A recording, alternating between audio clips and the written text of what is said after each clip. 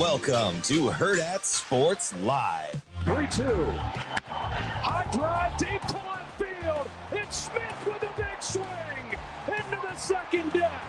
He's given the Dodgers the lead in the seventh. Looks like it's going to be a direct snap to Lacey. It is, and it's a walk-in touchdown. Fernando Mendoza looking. Lets it go.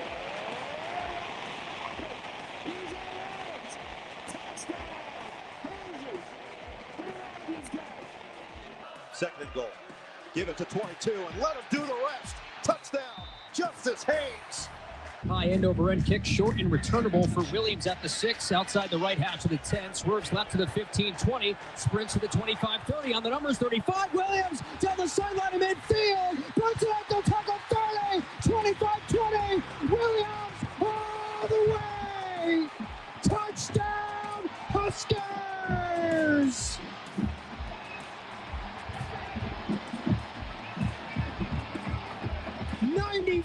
Yards. I'd like to start by first giving a ton of credit to Northwestern.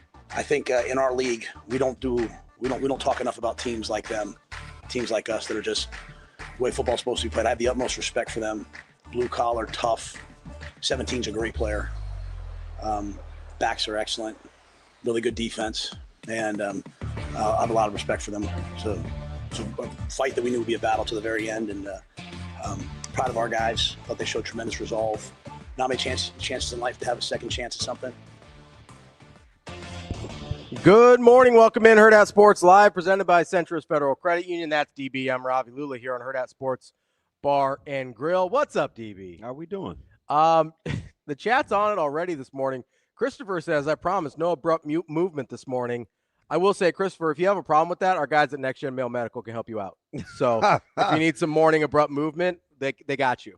Nick, that's funny, too, because I was just with Nick Thursday or Friday. They're sensational over there. Absolutely, they are. So funny, dude. He just will, make some suggestions because I got all my lab stuff done. And he's like, well, do you want to? Yes. Well, when you say, yeah, sure. He kind of pauses, and I'm like, it's whatever. Like, give me everything. Just give me a little cocktail. Listen, I'm coachable. You know what I mean? It's we like to call in this industry we call that a guinea pig. Well, so here's the benefit of it though is I can when you're out of pocket 88% of the time, it's fine. I'm probably gonna take something from it, but I'm gonna keep it pushing. You want guys like that. You don't want those people that admire and measure because you said something mean to me. It's probably not going to be your fault if I've got pissy behavior. I got to probably own that. So, listen, you tell me now within reason. Yeah. You bring out that giant needle you showed me the other day, and we might have to have some speaks. But which one I showed you the other day? Well, it wasn't you. It was him. Oh, yeah. Oh, okay. I was like, how much blood do you need? I told him, practitioner, I was like, well, I said, I have huge veins. I'm a bleeder. I'm a bleeder. Yeah. She had the little stretchy thing, and she goes, oh, we may not even need this. And I was like, no, you won't. Oh, why'd you put it in there? Just put it down here. I'm a pro. Stay away from up there. Oh, man. Nah, man. Shout out. You know what that sounds like? Shout out Next Gen. What do you want this You know morning? what that sounds like? Did you say good morning? Good morning. Hi. Abrupt movement, number 6 of the defense. Oh, no. Penalty. Oh, no. Was that me? I think so. Headley says we've all been penalized by our wires for abrupt movement. Was that me? I don't love my voice, so you don't have to play it again. But I was floored. Yeah, listen. I know it's bad because I was listening to your broadcast a little bit. I know it's bad when I'm getting real sarcastic, snarky DB ref comments. You're like, oh, well, even they couldn't have missed that one. I was like, okay, I am right in my anger. Fudge. But in the same time, I'm like, hey, you got to shake it off now. There's been plenty that has happened where you could lose your mind. You just got to settle back down and play good ball. That 6 minute and 30 some odd second drive, based on what they were going through, what was incredible. And it was funny too, because the parabolic, the mics are outstanding on the field. Mm-hmm. So there's a lot of times hear a lot. We can hear Coach Rule. We can hear the officials. Yeah. I mean, that's why, Jess and the crew connect, because like she's filling you in real time on what's being said. And at one point, Coach Rule was like, "You laughing at me? You laughing at me? What's funny? We're laughing. I can't get an explanation, and you're laughing at me. You think that's fun?" He kept saying, "You think that's funny?" I was like, "This is gonna get out of hand." It was out of hand. That game, they had no control over that game. So at one point he goes, I looked at Ben, and Ben looked at Casey. At one point, Coach Rule goes, "It'd be different if you talk to us. Can we talk?" I was like, "Oh, that sounds like an emotional plea." Like that, ugh. But it wasn't funny. But no, his delivery was almost like pleading. Yeah, I would imagine, because they were awful. He's like, "Can you just talk to me?" It's not funny. I uttered that phrase a few times this summer. No, it's like, what are we doing? Horrifying officiating. I don't know. And not just the bad calls, right? It genuinely felt like they did not have control over that game. And I immediately, you talk about teachable moments, I had to immediately circle back to Bloomington when I was losing my mind. And I remember Sharpie was like, that broadcast kind of got away from us. It's the only time in all the time that I'd worked with him where I think he felt like we had a questionable broadcast. Yeah. And I was like, all right, I am. That's the first thing I thought of. So I was like, just recalibrate and stay in the moment, because I didn't want Nebraska to spiral either, because there were so many little things. The fighting, just the accumulating, pulling.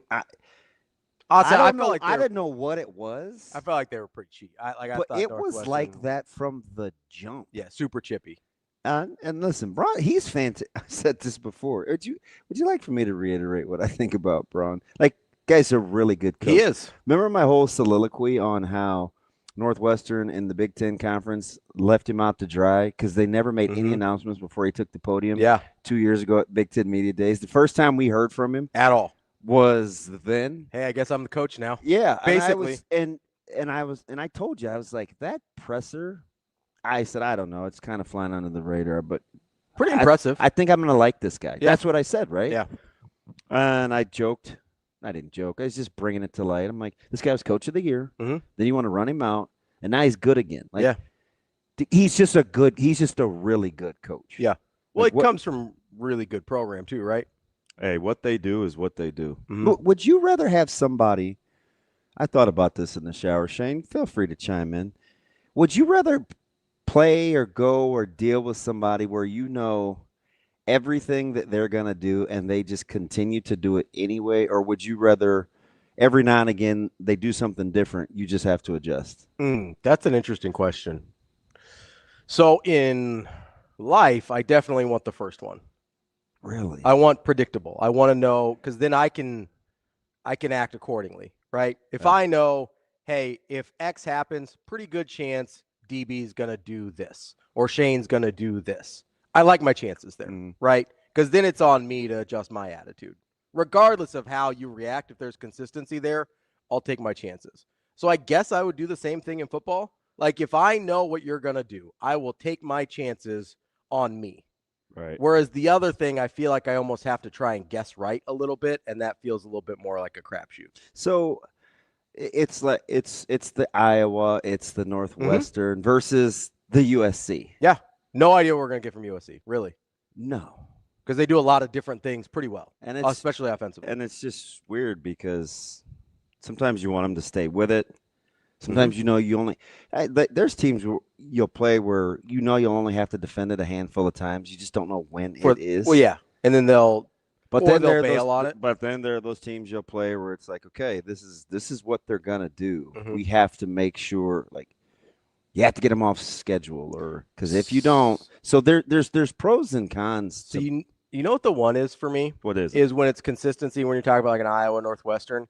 If you're hoping for the other thing, it almost seems like you're wanting to get bailed out. So sometimes that individual or that team will bail you out because they can't stay with it. Right. But I feel like if you're hoping for the other thing, you're hoping to get bailed out. And I don't want that mindset. Yeah, it's funny. You know what I mean? In lay terms, I remember I would always there's a particular play Miller North used to run. We used to call it rocket toss. Mm-hmm. And I'm just like, please, sweet baby Jesus, don't run that. I love rocket toss. Because every time you run that, it's going to go for minimum 8. Yeah. You just have no good options, right? Right, because just how we play it, how we've been playing it, we'd had all, we finally kind of. They ran rocket toss on Thursday for a touchdown. We kind of cracked the code a little bit. And I'm like, all right. If you do this, though, we're going to be a little vulnerable out here. Yeah. Please don't do it a ton. Yeah. So I don't know. It kind of goes. I get it. It kind of goes both ways. Yeah. If you're playing a team, they weren't gonna. That wasn't the staple of their offense. It was a wrinkle. Yeah, it was a wrinkle. So So that I think is a little different. Well, it's a little. I mean, kind of. Right. I mean, the pre-snap stuff. Would you rather? You want to go back and play Minnesota again? No, not particularly. Not really. No. Can you just tell that there are some? You know what people better understand? What's that? Certain teams and certain people enjoy playing against other people and other teams. They just play more. Mm-hmm. That Floyd of that trophy. I mean, because remember, didn't we get the funny comments from Coach Ferentz? And he's almost never outwardly poking. But remember when he had the timeouts? He said he can't take him with him. He'll take him back with the trophy after they beat Minnesota. 3. Apparently, they enjoy kicking their rear end, kind of like Minnesota and Nebraska. Doing it to Nebraska. Yeah. Like there's just there's a handful. Minnesota brings that out in Iowa. Nebraska brings that out in Iowa. There are just some teams where you you're going to get their best shot, which is why I said to last week with Minnesota, it's like, I wonder, you ask the players, hey, this is different than you saw on film, wasn't it? Mm-hmm. You may think you have a good gauge watching video. No, it's different when you were out there. Yeah, for sure. Because that happens, and that's the part people, they never talk about. Yeah. They'll just say, we weren't ready or we weren't prepared. Nah, you just couldn't match their disdain. That's what happened. It's hard to understand how different something feels when someone relishes beating you. Yeah. It just is a whole different thing. You can't really prepare for that unless you've seen it. That game from the jump was super chippy. I think that's why Nebraska struggled with Wisconsin for so long. Brett Bielema loved beating Nebraska's head. Oh, yeah. Absolutely loved it. And I get it, right? Sometimes you can see it. Yeah. Like you can just, and I get it. You can see the disdain. There's a part of these teams when Nebraska got to the conference and the perception of this slow prodding conference, and Nebraska fans on social media. I can get I understand the disdain. Why people hate Nebraska fans. Was more accurate at the time. It wasn't the same that we made it seem like, but it was more like the Big Ten West narrative was real. Yeah, I completely understand. It came from a real place. And every time Nebraska says something or does something on social media, it just appears personal. Yeah. Oh, here come Nebraska fans. And you get the low-hanging fruit. Mm-hmm. This isn't the 90s. And people go back and forth, and it's just like, wow, man, folks really just like to hate. There also, I think, is a big factor of this where a lot of the Big Ten, I felt like was a little bit came from jealousy. Because of Nebraska's past success? Yeah, where the Big Ten had a hard time pointing the national championships in the entire conference. Before Nebraska got there, the previous national title was 0-2 for Ohio State, right? How far do you have to go back for the Big Ten to get to 3 titles? Yeah, I know. So you got 97 for Michigan if you count the half. I understand. Which we will. And then what's the next one? I mean, it'd been 80s for Penn State, 86 for Penn, and they weren't even Big Ten then. Yep. Right? So, I think there was a little bit of almost oh, well, we're good too. There was a little bit of inferiority complex almost. And the thing about it is, even like the I didn't think it was like that with Northwestern, but maybe it is. Although they do always play Nebraska like that. I'll be honest, like they felt a little cheap. I could There was a lot of extracurriculars, So after the whistle. Oh yeah. Hey, like that's when I say like I felt like Casey, and I was like, man, here we go again. Dane Key and Hunter. Mm-hmm. I mean, every other play, it was about to be a knockdown, drag out. I'm like, what is going on the back end? Yeah, it was crazy, constant extracurriculars, and that's why I say the refs didn't have control of the game because they were allowing it, and then they weren't really stopping guys from doing anything until it went way too far, right? When somebody's getting blocked into the freaking stadium, and then throws the guy off of him. For whatever the reason, I saw that from start to finish. Yeah, you just had your eyes on it. I don't know why, but as Casey's kind of doing his thing, I was like, hey, McCullough's got to get out of there. Mm-hmm. And I'm kind of talking through it real time. I don't know why I saw it because it was at the tail end of the play, but I saw 62. It was almost like he was just kind of biting his hip. Mm-hmm. Like he was just like, and McCullough's trying to get him off, and then you see the swing, and I was like, oh shoot, man, this is fourth down. If they get McCullough, I thought they were going to, honestly. And so I think, I can't remember exactly what I said real time, but I was like, hopefully they get offsetting and you live to fight another day. Mm-hmm. Because usually it's the second guy that gets caught. And McCullough's not like that. Yeah. But also, like, what's he supposed to do in that situation? No, I understand. I'm not saying you're not saying that, but, like, I don't know what he's supposed to – like, is he just supposed to let this guy – it was run him into a concrete wall? What are we doing? It was wild. And at one point, I literally I had no idea where it all came from. It was in the stands. It was just nasty from the jump. Mm-hmm. But the funny thing is the crowd wasn't. I mean, the crowd was fairly subdued most of the day. Yeah. Until the flurry of shaky calls. Yeah. It was wild. It was pretty bad. Like I mean, I don't know where everybody was even after the game, and maybe we were slow, like getting down with the fifth quarter because we let the whole interview. We carried the whole press conference on the road. Sometimes we have to cut it short, but at home we'll try to get the remainder of that Broncos logo is so sweet. I don't care. The old school one. Yes, yeah, I do love that one. Thing of beauty. Yeah, with the horse coming out of the deep. Like that, like ugh. Yeah, squirrel. It was. I don't know where the juice was. I thought the crowd would answer the bell, but we got done with the pregame show, and I always stick my head out the window like a 4-year-old. I know you have a hard time believing this because I can oversee the parking lot. I'm like, where is everybody? And I put my head on the glass. Where all my friends go? Yeah, so it was one of those days. I will say I'll give Nebraska a lot of credit because for as frustrated as I was, as frustrated as you clearly were, I was impressed with their resolve to stick that thing through. Like, yeah, I mean 21-6. And then they to get the stop, you get a chance to put your foot on the gas. They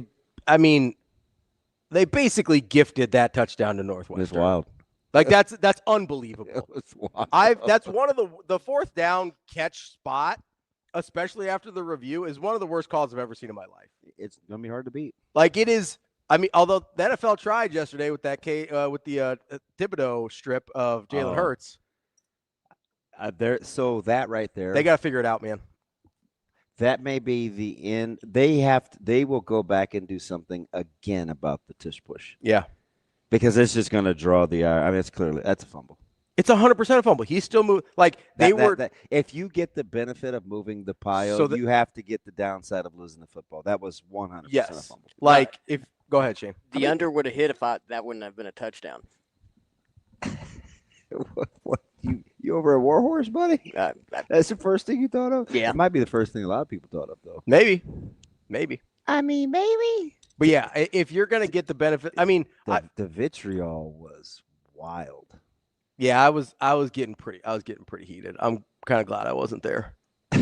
It was. TK said the fan base was going crazy in the stands. I would imagine. I'd be losing. Like, if I saw that real time, especially if I didn't really know. I don't know if it. So I actually don't know if it would have been worse on TV or in the stands, right? Because on TV, I can see every single angle and be like, oh, no, this is even worse than it probably looks live. Yeah. Because they're showing this thing. I'm like, okay, that's not even close. And then the worst part is they didn't even move the ball. Like, they didn't even acknowledge, hey, we missed this spot by 2 full yards. Maybe it's still a first down, but it's a first down by an inch, not a yard, right? And they got the spot right the first time when the first guy comes in and marks it, who probably actually saw the angle. I don't know what TV did. In the stadium, it was horrific. Really? Oh. Did they show? Were they? Well, you could see it. Yeah. Right? And it's almost. But did they keep showing the replays in stadium? I can't remember. Okay. Because that's the only thing that maybe would have made it not as bad in stadium if they weren't showing the replays. Like, you don't get forward progress till you complete the act of the catch. So there's no way they could be thinking he was ahead of the first down. Yeah, forward progress doesn't exist until you have the football. Famously. Like, what? Like, I was floored. I don't know. I don't even know. Like, there's not even a good explanation for it. Yeah, that was. That's as bad of a call Okay, as the abrupt movement blew chunks, right? That's so dumb. That was really, really, really dumb. And like, when do you not call it? That's everything within 1 yard of the line of scrimmage. I'm not even gonna revisit it. It is. You could make that call 100 times a game. It is one of the more ridiculous things I have ever heard. Yeah, ever heard, and I've never seen it called. Yeah, ever seen it called. And you know the funny thing is you're going to let teams like get in the gun and have everybody rush to the line of scrimmage and then get in tush-push formation. And that's not abrupt movements within a yard of the line of scrimmage? Sure seems like it. Or how about my favorite is when quarterbacks make a beeline to get underneath center while they're clapping to change the cadence. Yeah. It seems pretty abrupt. Like, what are we doing? That seems pretty abrupt to me. If I had to guess. I don't know. Because I rock with offense, but I coach defense. I just want the game. You're just doing too much. Just be better at your job. Just be better at your job. Can I show blitz?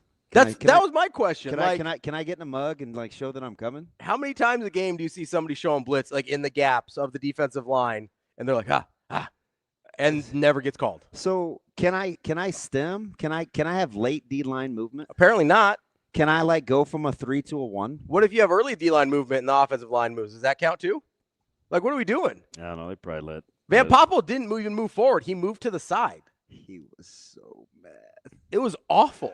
He's one of the guys that I get my one hug a week from him. He's just a good dude. We chopped it up for about 5-6 minutes. And, you know, he's really, really smart. Like, we were talking about, like, QB sneaks. And, like, we just sat there in the complex, and we were just kind of chopping up X's and O's. Yeah. And, you know, we were talking about QB sneaks and, you know, double A gaps and how they play in twos. And he's like, you know, when you feel a double and a 2, it's a lot different than when you feel it in a 1. And I was like, oh, you should imagine playing in 4. Like,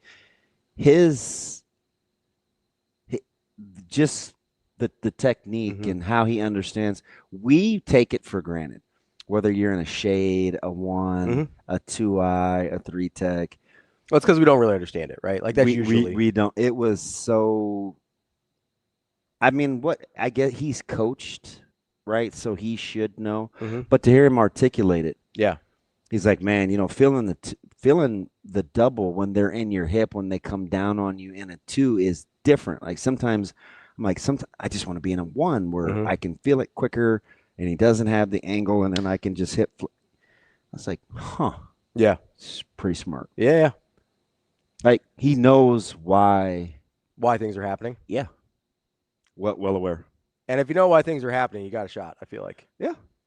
Like, you give yourself a chance. The chance, the vitriol, game on. Yeah. They're all going to be like, nobody likes anybody. No. Like, nobody likes anybody. And Nebraska's not at a point where there's not very many teams they're going to be blowing out, right? Like, I don't think that's where Nebraska's at. Yeah. I think they're close. Although they had every opportunity. They had at 21-6, they had their chance. So that's the thing. I think it didn't have to be like that. I think they're close. I think they were very close to blowing the doors off of this one. I thought they were very close to blowing the doors off of Maryland if they could stop turning the ball over. Yeah. Right? Like, that's a probably 17, 20-point game if they're even on turnovers. Yeah. And so, like, I think they're getting close to the point where they're like, yeah, there's certain teams, if we scheme them up right, we're gonna beat them pretty good. But they're not quite there wet, so you still have to learn how to win games like this. Right? You still have to learn how to win games where it seems like everything's going against you, and you're like, hey, we still got to figure out and make a play, right? Where Javen Wright's got to go out and make an interception and be like, no, we're not doing this today. Yeah, that was inexplicable and great at the same time. Yeah. No worse than – I didn't love the RPO play call, but I know what Dylan saw. Mm-hmm. Right? That was a heck of a catch by that linebacker. And the baiting and the fooling, it looks bad. It does. It looks like he throws it right to the linebacker. It looks horrible. Yeah. I know exactly what he saw from his vantage point. And you've got to understand, you're going to kind of get that with some of the RPOs. But I did like a little bit of what Northwestern was doing with the quarters in the rotation and trying to take it away. But then Nebraska figured out the void in stopping the downhill run game too. Like, you can't have it both ways. Yeah. So Nebraska caught him a couple of times too. So it was that's the part that I love as an analyst. I almost said the colored guy, but color commentator. Correct, whatever. Yeah. So there was just a lot of little back and forths that are pretty cool to see unfold. Yeah. Yeah. No, I do think I do think when things like that happen, it is like it's almost never as simple as like, oh, he just threw it right to the line. Like, that's almost never what happened. Yeah. You know what I mean? And I do think we can bring this up. They are what I'm telling you, Braun is legit. No, he's good at what, especially defensively. Like, he's really good at what he does. He's a good coach. Like, man. That's kind of where his bread is buttered, right? Like, he's like defensively really, really bright guy. This might be as good a time as any to bring this up. I've been really struggling with this man coverage versus zone thing for Nebraska. Why? What's bugging you? This is probably not a good reason. But the visual of just constantly chasing guys across the play makes me so angry. Well, it cost him the touchdown. I hate it. It cost him the touchdown. Like, I hate it. The long run. Yes. Do you see how the wide receiver just does the little pin down? He brings the corner in. It's condensed. He buries them. Nobody fits outside.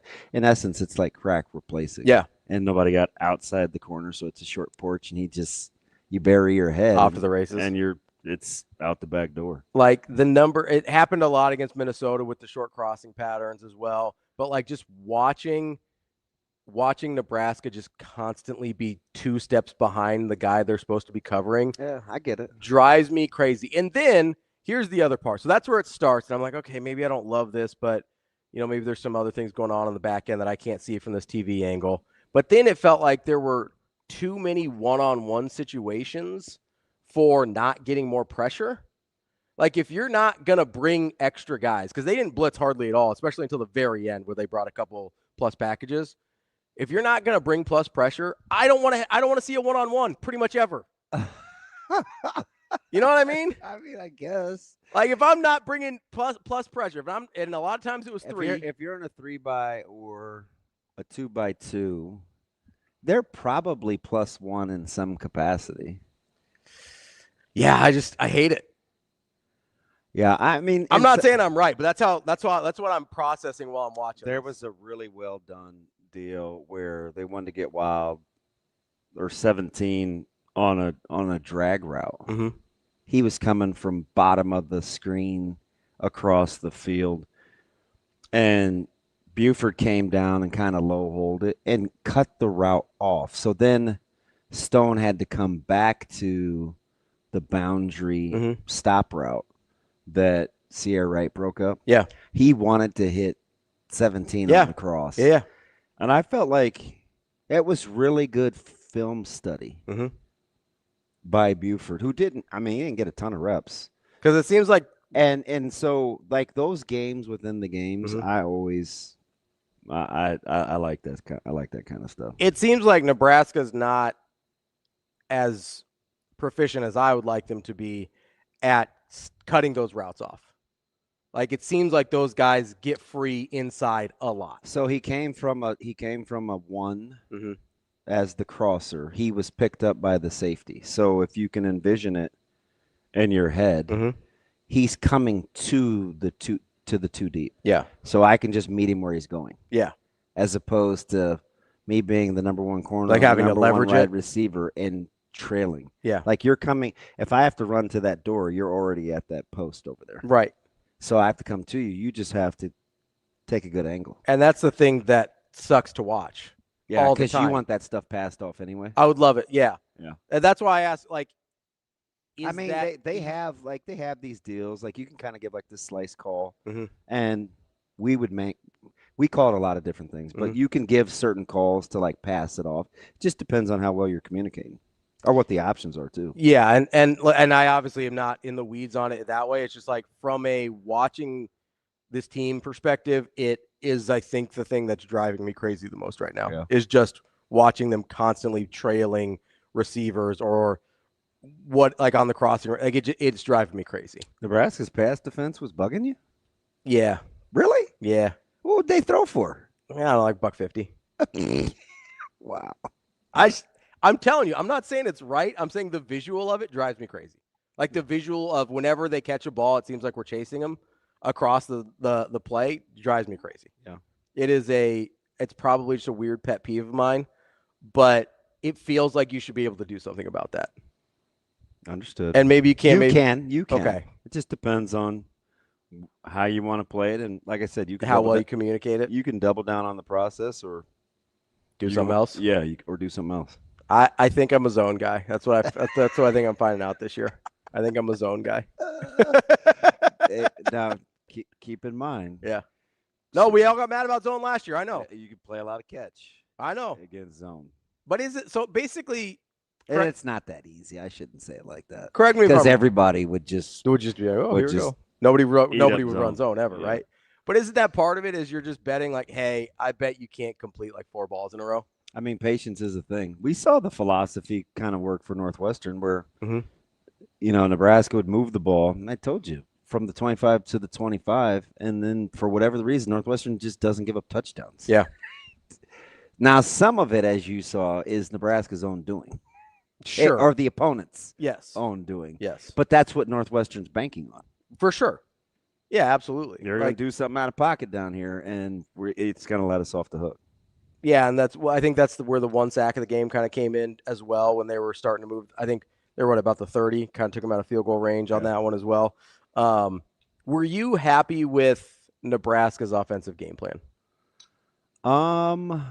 Maybe happy is the wrong word. What did you think about Nebraska's offensive game plan? I thought it was just okay. Now, there was a stretch, obviously, where they had to do the thing where they're like, all right, we know where our bread is buttered. Yeah. Like that 13-play, 6-minute some odd drive. Yeah, the one to go up 28-21. It's pretty good. Yeah, absolutely. It was great. Now, coincidentally, I think I said this during the broadcast too, because I was counting. Because when I saw EJ before the game, I said, hey, man, no pressure. I've got you going 25 for $168. He looked at me and laughed. I said, what?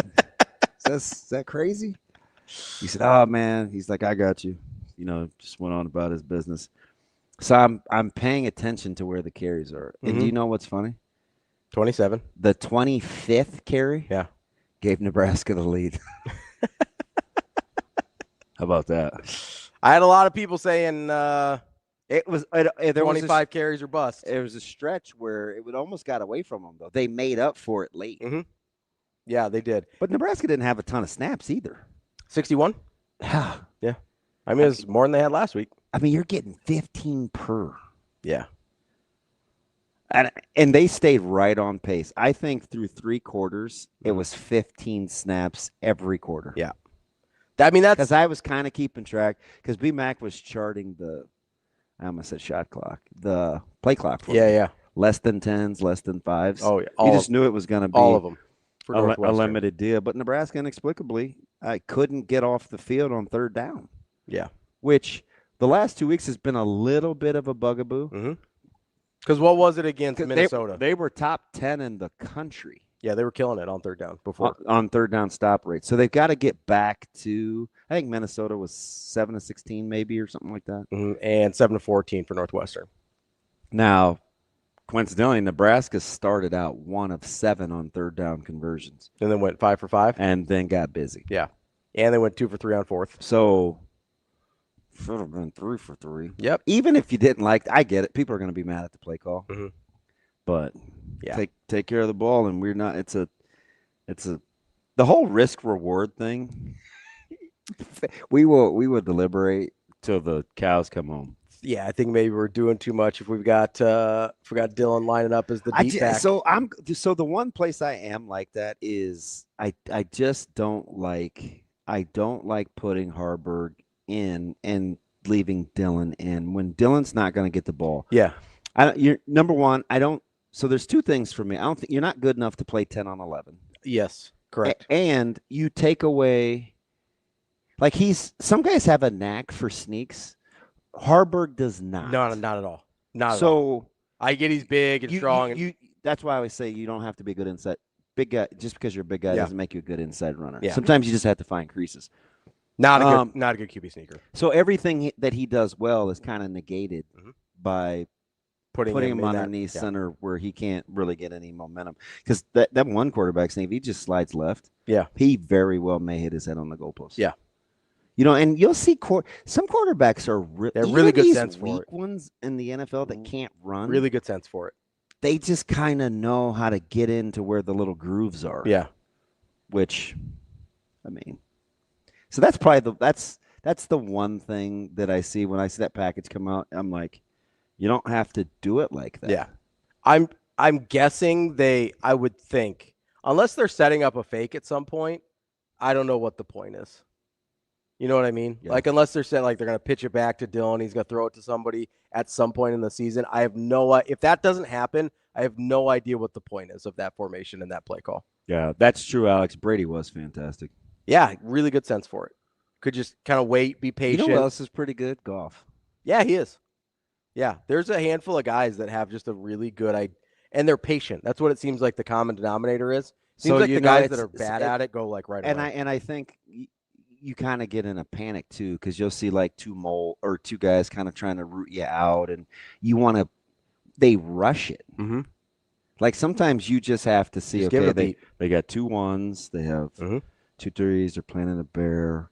We're going to get a down, we're going to wedge, or however it is that you want to block it. Yeah. And then go where the crease is. It's not just pile push.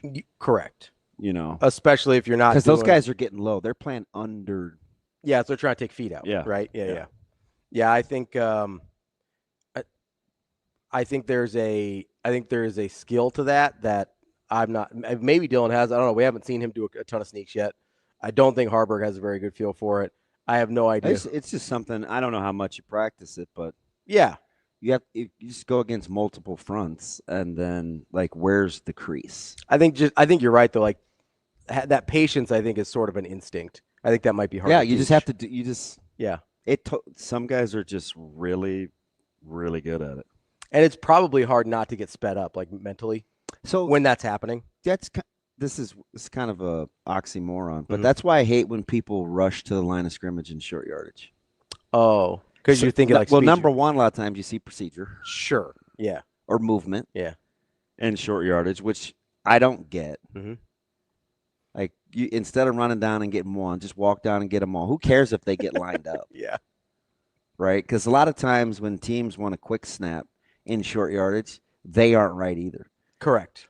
But I know I'm guessing OCs are saying, well, we're just going to wedge this thing anyway. What difference does it make where they line up? Mm-hmm. But people get antsy. How many times? It's uncanny. Yeah. How much that happens. So I would kind of slow down. But shoot, man, if you're going to have Dylan and Harburg in at the same time, just put him in an H-back set or a traditional fullback set. Even the one where EJ scored in short yardage or the 4th down with the fullback dive. Mm-hmm. You're not playing to his strengths. No. He's a vision field guy, but you put him at 3 yards and you're like, don't bury your head, find the crease. It's like, yeah, you give yourself a shot. You know, it just depends on how much they work it. Yeah, because that part you don't know. I have no idea. Coming up on the show today, we're going to talk to Sam McKewon from the Omaha World Herald at 8 o'clock. At 9, we're going to talk to Arif Hasan from wideleft.football to cover a little NFL for us as well. And I don't know if you heard this, DB. There's another Power Conference football job open. Yeah, there's going to be a couple more too. And a pretty big one. Yeah. I think I might try and make the argument to you that LSU might be the best job in football. You won't have to argue with me. Okay. It's probably. There's a lot to like there. I'd probably go LSU. Penn State, Florida. But I could be talked into Florida, Penn State too. We'll talk more about that coming up next here on Hurrdat Sports Live.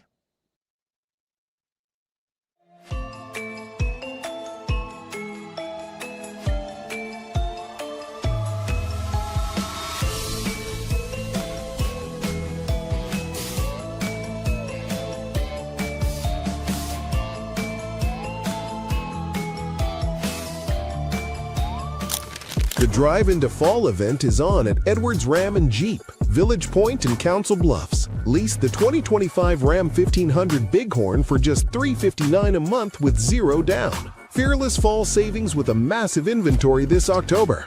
Or upgrade to Adventure with the 2025 Jeep Grand Cherokee Laredo, lease starting at $299 a month with 0 down. Big inventory, bigger savings. Hurry to Edwards Ram and Jeep, Village Point and Council Bluffs.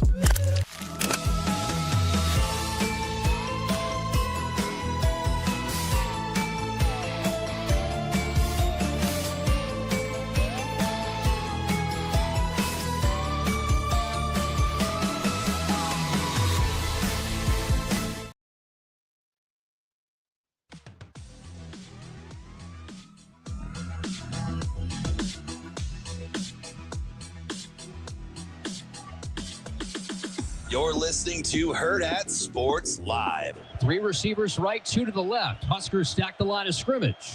Some shifting up front.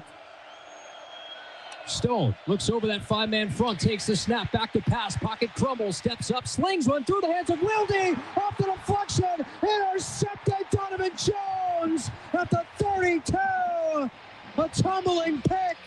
First down, Huskers. Welcome back, Hurrdat Sports Live. That's DBM Ravi Lulla here at Hurrdat Sports Bar and Grill, reminding you, if you're on the roads this morning, keep those eyes up and those phones down. Don't get distracted. You've got one job as a driver.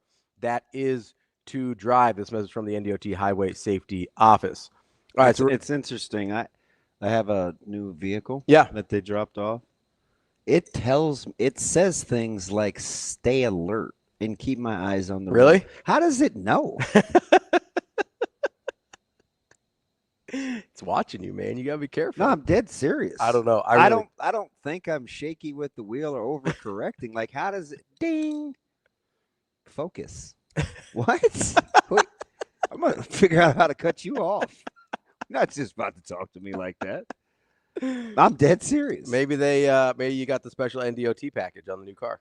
Man, I was panicking. It came up. You know how you don't type a number in, but the name comes up. Mm-hmm.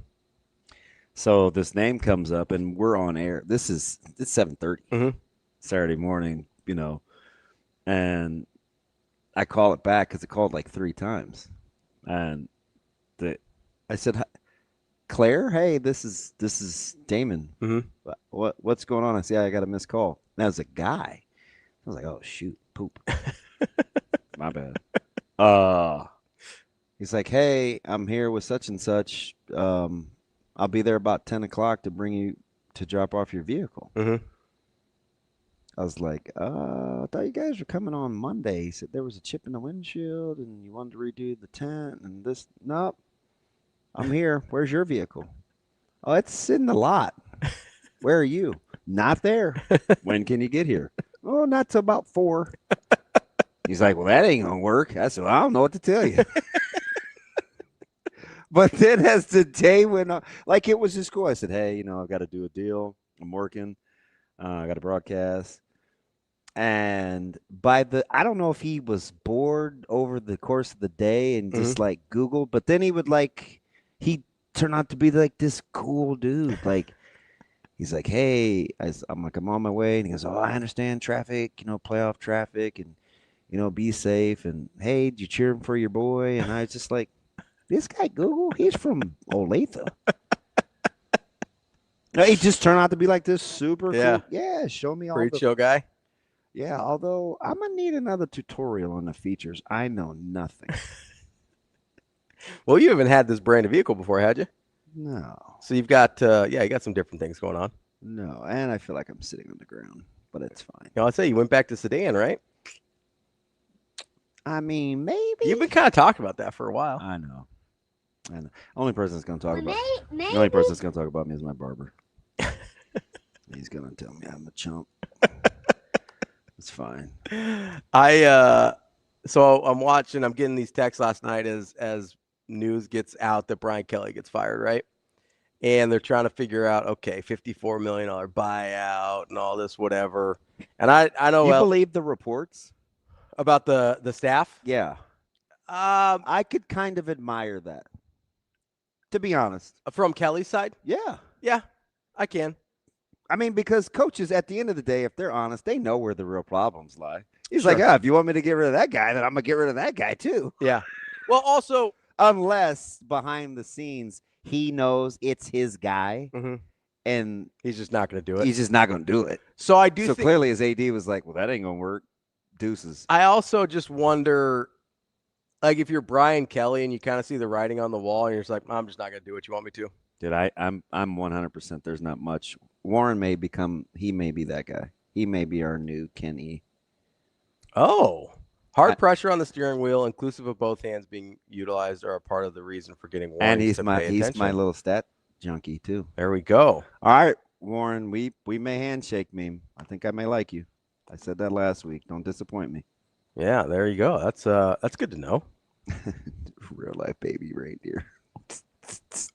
Not knock it off, Johnny. I missed that one. It's a total this dude is it Johnny Pig. He doesn't miss a beat. That makes sense. No, I do wonder because there's a couple. You had a water. Damn it! You want some Diet Coke? Heck no. Tastes better than stuff you drink, man. What's wrong with what you got against club soda? I don't like it very much. I don't like bubbly water. You got problem. About all you drink. I don't like regular water. I don't either. That's why I drink Diet Coke. Who drinks that stuff? Not me. That's why I stick with the diet soda. But no, so I'm sitting there and I go, okay, so I wonder, I do kind of believe the reports about the staff part of it. I also, there's a part of me that's like, hey, if you're at the point where the AD is telling you staff changes, like you're not long for this world anyway, right? I mean, like that. It was a little abrupt, but when you get it was 18-14. Yeah. How about my quad box was sweet? I had NDSU, SDSU, Michigan State, Nebraska, A&M, LSU, and who was top left? Oh, was it? Yeah, it's Dodgers. Oh yeah. Yeah, I was rolling. Even that thing up. But no, I like that thing wet. If your AD is telling you, hey, you got to get rid of this guy, you're not going to have your job very long anyway. No, I know. Like, so at that point, what does it matter? Well, I don't know about that. Like, we've seen coaches survive staff changes. Forced staff changes? I mean, do you think Stoops, old Bobby blew everybody out twice in Norman on his own volition? Kind of, yeah. I mean, maybe. I don't know.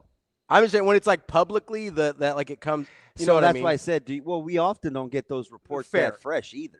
That's fair. Like who's saying, hey, Coach Solich was told he had to get rid of some, you know what I mean? And maybe it only gets public when it goes bad anyway. So like that's entirely possible. Yeah. I don't know. It seems like a tough spot where somebody else is telling you what to do with your staff. Probably not a lot of coming back from that. Did you see when he took Nussmeier out? Yeah, that didn't go well. Yeah. Well, I don't know if Nussmeier was frustrated at the performance or just mad at Kelly, but yeah, that helmet got slammed into pieces. Yeah, I did not see the helmet slam. Did we miss? Well, actually, he hung up on us. Yeah. Oh, my bad. Right, my bad. Let's get to Wyatt. Wyatt, what's going on, buddy? Why? What's up, bud? Oh, Wyatt. Hey, I've been a hoe for a while, so what are you guys talking about now? We are talking about how Ravi at one point thought that somebody else that was Korean and adopted may have been your sister. Oh, I was just curious. I know. Have you? So how's she doing anyway? Does she work at the restaurant? Yeah. Oh, you have to go back and see her. Yeah. I just didn't know if there was – I didn't know if you had a sister, but she said she had a brother that was also adopted in Korean but was not biological, and I was like, that would be ironic. Just the two of you in this great big old metropolis. You never know, man. I mean, you never know. What are the odds? Never mind. I'm not going to go there again. Wyatt's situation already is defeating the odds, I feel like. So who knows? Let's just keep rolling those dice, see what happens. Yeah, I mean, it's not that many Asians in the world, but wow. I do. As far as I know, I do have a biological brother that's in Korea that I don't know anything about. So okay, that's just what I'm told. Okay. So okay, but there might have been other siblings that were born after I flew the coop. So we'll see. I don't know. No pun intended. Wow. Jeez, Wyatt. What's up, buddy? What I got? What the chicken thing. Anyway, I was so I went to the game on Saturday, and I will say that was by far the most laid back coming into. I the was game. shocked. Lincoln was it was quiet, and the traffic even driving in, usually 11 o'clock game, it's kind of like everybody's leaving at the same time, but it was other than that construction over there on Giles, it was fine coming in, and it was just it was really sleepy. But what helped us out so much was the refs. That the refs really livened up the crowd. They got the crowd pretty juiced. So, did you see the interaction? Could you see the interaction between the police and the sideline official? A little bit, because I was on the west side of the stadium. And it was, I could see what they were talking, but we had just no idea what was going on. Wow, yeah, it was wild, man. Just the vitriol. How about the chippiness from Northwestern and Nebraska? Clearly, it was like that from the opening whistle. Yeah, no, I could feel it from the stands, and I was wondering, did the refs you suck chant? Did that come through the broadcast or not? Did on TV, yes. Yeah. Because, I helped out a little bit. I did what I could. Well, listen, you got to contribute, right? That's what fans do, right? You get emotionally invested. So they also not all Asians are well behaved. Wow. They also weren't wrong. Wow. It's Wyatt, and then my joke Tourette's almost kicked in with the whole docile thing. Anyway, Wyatt, I have a question.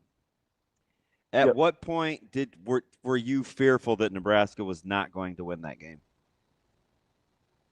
Or were you?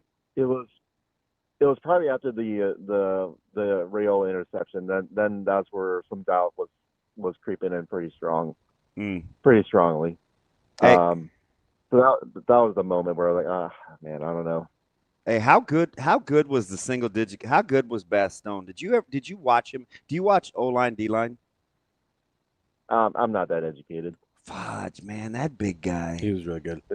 He was a menace. Mm-hmm. Anyway, all right, Wyatt, I appreciate you being not well behaved this time. I'm a lowest common denominator every once in a while. I'll tell your sister as she say hi. All right. She's gonna be like, "What?" Thanks, Wyatt. Let's try to grab Steve real quick. Steve, good morning. What's up?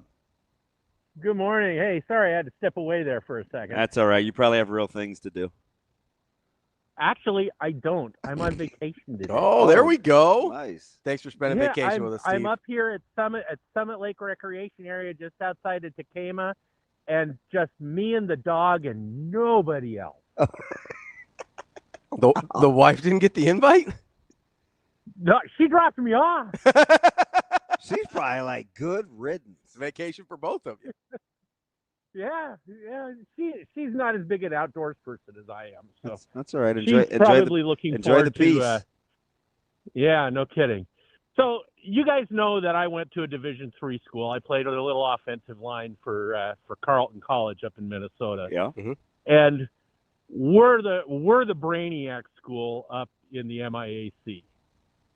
And when I was going there, we wanted nothing better than to beat St. Thomas. Oh, and normally the Jocks. St. Thomas would beat our brains in. But anytime we had an opportunity, we loved that even more than winning our trophy games. I was playing a JV game for them once, and one of our running backs had a compound fracture of his leg, and he's being carted off the field yelling at us to beat those SOBs. Yeah, I was just a little, I like it because that's how I like competition to be. I just was surprised given the environment because it was a little lax. It wasn't super loud, but the players, man, were having none of it. They were juiced from the jump. Oh, I guarantee Northwestern, because they usually play like Ohio State tough too. Yeah. And I guarantee you they sit there and they've got a lot of pride in their athletic ability too, and they feel like they're taken for granted by everyone. All right, I appreciate the perspective. Hey, enjoy your peace out there. I will, and I will see you on Friday. There we go. I was just about to ask that. Make sure you were getting back from the wilderness by the time Friday rolls around. And the wife will be there too. There we go. Thanks, buddy. Be safe. All right. See you later. Well, actually, love our guy Carleton. Stephen Young. Carleton State. Wow. Listen, got to watch out for those D3 rivalries, man. Phantom Husker. I started that chanting section. He can be a menace in here sometimes. I believe him. Yeah, I'd buy that. I believe him. I appreciate him keeping track of the Miller North youth programs for me too. Apparently they won their championship over the weekend, so he's telling me they're on the come up, so I'm waiting. Oh man, he's consistent because that's the same Avi I've been seeing on the message boards for years. Yeah. Listen, I appreciate Section 17, huh? He got it.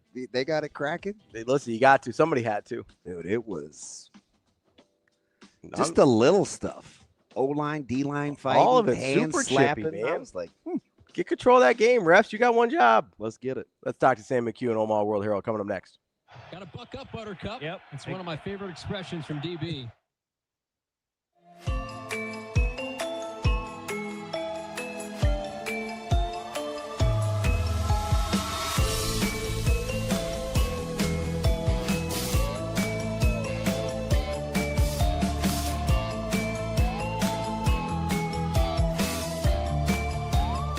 The Drive Into Fall event is on at Edwards Ram and Jeep, Village Point, and Council Bluffs. Get $18,000 off MSRP on the 2025 Ram 1500 Bighorn 4x4 plus 3.9% APR for 72 months. Fearless fall savings with a massive inventory this October. Or upgrade to adventure with the 2025 Jeep Grand Cherokee Laredo 4x4. Lease starting at $299 a month with zero down. Big inventory, bigger savings. Hurry to Edwards Ram and Jeep, Village Point, and Council Bluffs.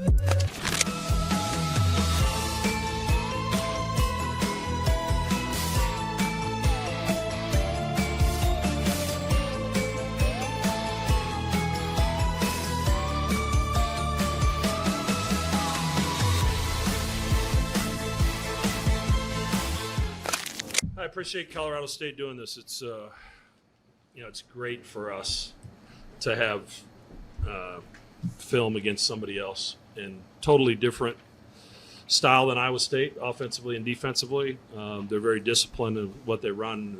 Their pace is outstanding.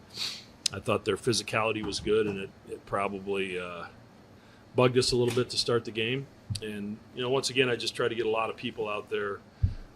It was great to get Owen and Jackson out there some after being on the shelf. Owen for a long time and Jackson for a short period of time. So obviously they have some rust to work out of their games, but tonight's game's a step in the direction to having that happen.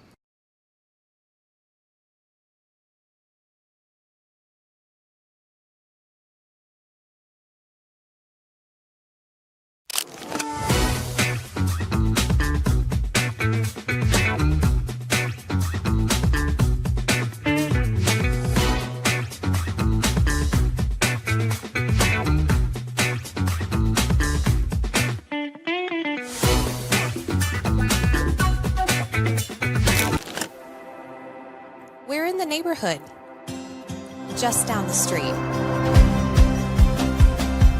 With a wide variety of home equity products to help you create a relaxing oasis. So you can kick back and relax in comfort. Centris Federal Credit Union. We are where you are.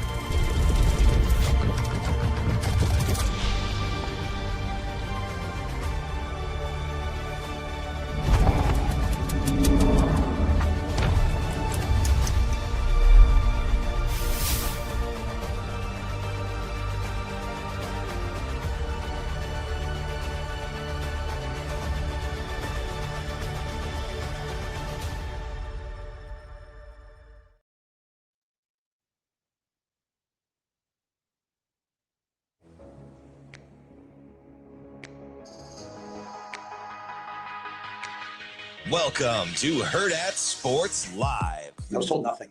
I was trying to calm, I was more worried about Troy. I was trying to calm Troy down, because, I don't know. They didn't, the guys on my side were communicating, but they didn't even come over and tell me, I'm looking at it up there. I saw him bobble it. I had to even challenge it, and then they said that, the buzzer wasn't working. If they would have run that play, I'd have been really upset. So I challenged it. Then they said, no, wait, they buzzed it down. But it looked like the ball went up in the air, but I'm going to stay away from that one. And like I said, the great thing for me is when you have an AD that's fiery and, right is right, wrong is wrong. And we didn't get many breaks today. I'll just leave it at that. Welcome back, Hurrdat Sports Live, presented by Centris Federal Credit Union. That's DBM Ravi, Lulla here at Hurrdat Sports Bar and Grill. We are joined now by Sam McKewon from the Omaha World Herald. Sam, how are we doing this morning? Great. Well, I'm doing okay. I got to be honest. I went into Sunday thinking to myself, in November, at least for 1 week, the Bears are going to be ahead of the Packers in the standings. And I come out of Sunday, and of course the Bears laid an egg in Baltimore, and Damon's Steelers turned the Packers into like the '88 49ers. Oh my gosh! I'm in the second half. Listen, I'm on a group text with Jacob Padilla, and I'm just telling you, that is the worst 3-hour experience ever. If he would have completed one more YOLO ball without it being picked and having it turn into a 50,000-yard game, I was going to lose my mind. I'm like, but at no point, even when that game started, did I think the Steelers were winning. And I'm not gonna lie, really? I didn't. I hated the Packers, or I hated the Steelers uniforms, but I'm not gonna lie, those Packer whites are sweet. They're clean. Yeah, they are. I mean, for a classic helmet game, I'd have liked to seen the jerseys, but those all whites, man. Woo-wee. Yeah, they look great. I was explaining to my wife, who hates the Steelers more than any other team because she's a Browns fan, yeah. Hell yeah. And tell her down with like, Brian Sipe. Right. What's with the uniforms they're wearing? I'm like, Pittsburgh is maybe the one team in the NFL that really doesn't know how to do that because they've never really done it. And they don't. Like, they don't really – like, I think they've got an all-white uniform that looks pretty good, but, like, that's it. They don't have a – it's a hard thing for – it's like when Iowa does an alternate uniform, and they're like, yeah – you put an American flag inside the Hawkeye. It looks kind of cool, but it doesn't match anything else. And it's the same thing with the Steelers. Like, they have a great classic uniform, kind of like Iowa. But then when you try to mess with it and make it an alternate, it almost doesn't work. And by the way, I think Nebraska's alternate uniforms this week are going to look great. I think people are going to be really fired up to see them. And it's going to be a great atmosphere. And I'm so glad that, Matt Rule was willing to be a little different. Because when he came to Nebraska, he was kind of like, yeah, we're not going to wear alternates. And then that changed, and I think good for him that it has. And I think they're going to have a really good alternate uniform this weekend. Yeah, the whole branding, the social media, there's a lot of things he wasn't gonna get into that he's like, shoot, man, I gotta play this game. Damn it. Did you get the vitriol, especially given the feel for the game? I was surprised that the fans, it was as subdued early as it was, but the players definitely didn't get that memo. Oh yeah, I mean, I think Northwestern. I think maybe the Nebraska coaches had talked about Northwestern being the kind of team that played a little bit beyond the whistle. I also think that Nebraska knew after what had happened at Minnesota that they were going to have to play with a little bit more edge, and that meant taking things, right up to the whistle and beyond. And there were a couple moments there where I think Nebraska, and Northwestern, it looked like it was going to be a little mini brawl on the field, or as most people know, just a regular game with the Steelers. And so, seriously, they're like getting in fights all the time. Yeah. And so I wish they could play better defense, but that's neither here nor there. Yeah, they like to fight. Anyway, so I think there was some of that was going to happen, and I thought Nebraska matched Northwestern's edge. I think Northwestern is a very hard-nosed and well-coached team. I really do. I think they've got good coaching. They don't have a ton of talent, but they have good coaching, and that's a challenge for Nebraska all into itself. Not because Nebraska doesn't have good coaching, but sometimes they have failed to match up to the team that just plays consistently for 3 hours. When a team isn't going to blink, sometimes Nebraska has had to rub their eyes. Do you know what I mean? Mm-hmm. For sure. And so I thought Nebraska did a nice job there. By and large, I thought Nebraska performed pretty well. I think for the second time this season, you saw why Nebraska has Dylan Raiola and wanted him on the team. And that is it's not exactly all that he's there to do. Of course not. But that is part of what he's there to do, is when it matters, late in the game, it is his job to lead the team to touchdowns that win games.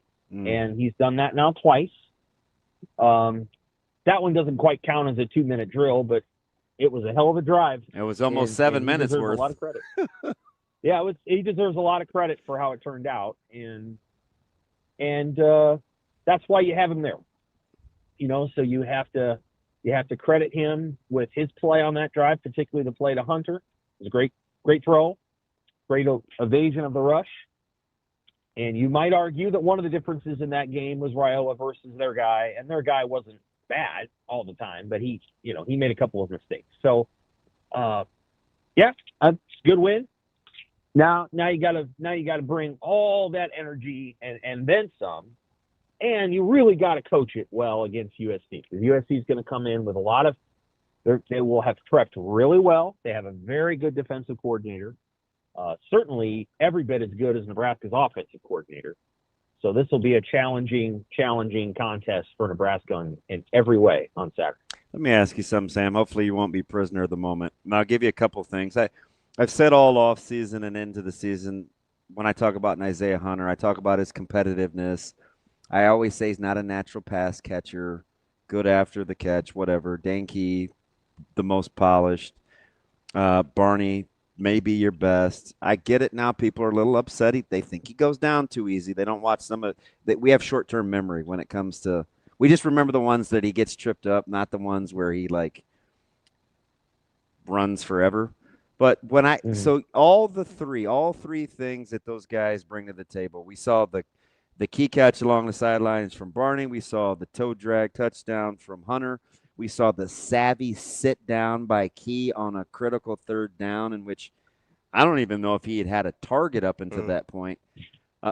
Who would you try to take away, or who do you think is kind of the key figure of those three in this offense if it's going to hum outside of EJ? I think defenses generally try to take Barney away. Although, you can scheme him into a touch with a toss or a quick throw. Because he's in the slot, you mean? Successful. Mm-hmm. Yeah, that hasn't been very successful, those plays. But they'll hit one eventually. The end around was close. Oh man, to be in a really big play. Yeah. Had to go a little too I don't far know. wide They around. needed that a edge. little bit just had to stretch too much. Yeah. Yep. So they're trying to find ways to get him the ball. I think teams are trying to take him away because they know that he's really good after the catch. Hunter is benefiting, I think, from some of the attention that's going to Key and going to Barney, but in the red zone, Hunter's really good. I mean, those plays that he's made are legit. I think that's his third one this season. He made one against Cincy. He made one against Maryland. He made one against Northwestern. Those are Nebraska's 3 best wins of the season. Not coincidental, I don't think. And I get it. He dropped the one against Minnesota, but for a guy that is awkward with his hands, doesn't drop a lot. He doesn't drop a ton. No, and he's very physical, and he's obviously got all the athletic tools. Very fast. He's a good player, and Nebraska did a nice job getting him. And when Dana was asked, I think this was mid-season after the Maryland game, what they liked about Hunter, he said, well, 50-50 balls. And so whatever they saw on tape, they were like, this guy wins in contested situations. And that's like Quincy Enunwa. I don't think he's quite as good as Quincy, but he's in that level of I don't know. That's a good one. Yeah, Quincy's pretty good. They're similar, and I think he isn't quite like Kenny Bell. I think Kenny Bell was better. So I would probably give after the catch to Hunter over Enunwa, but Enunwa, that's a good because they're kind of body awkward catcher. Yeah, I get the comp. I probably would lean Hunter post grabbing it though.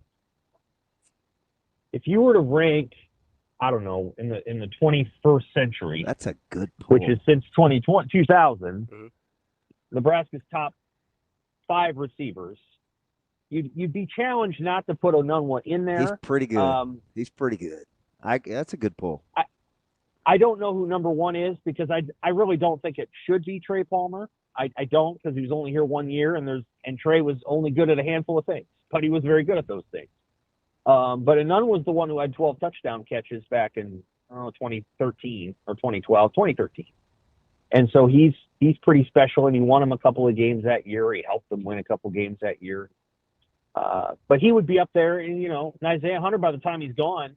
Yeah, maybe in that top 5. Stanley Morgan. I'm gonna take in the Hunter Enunwa. I'm gonna take Hunter. By the end of his career, yeah. The running after the catch. Yeah. Although I do like the Enunwa pull because I think he's Enunwa's a great pull.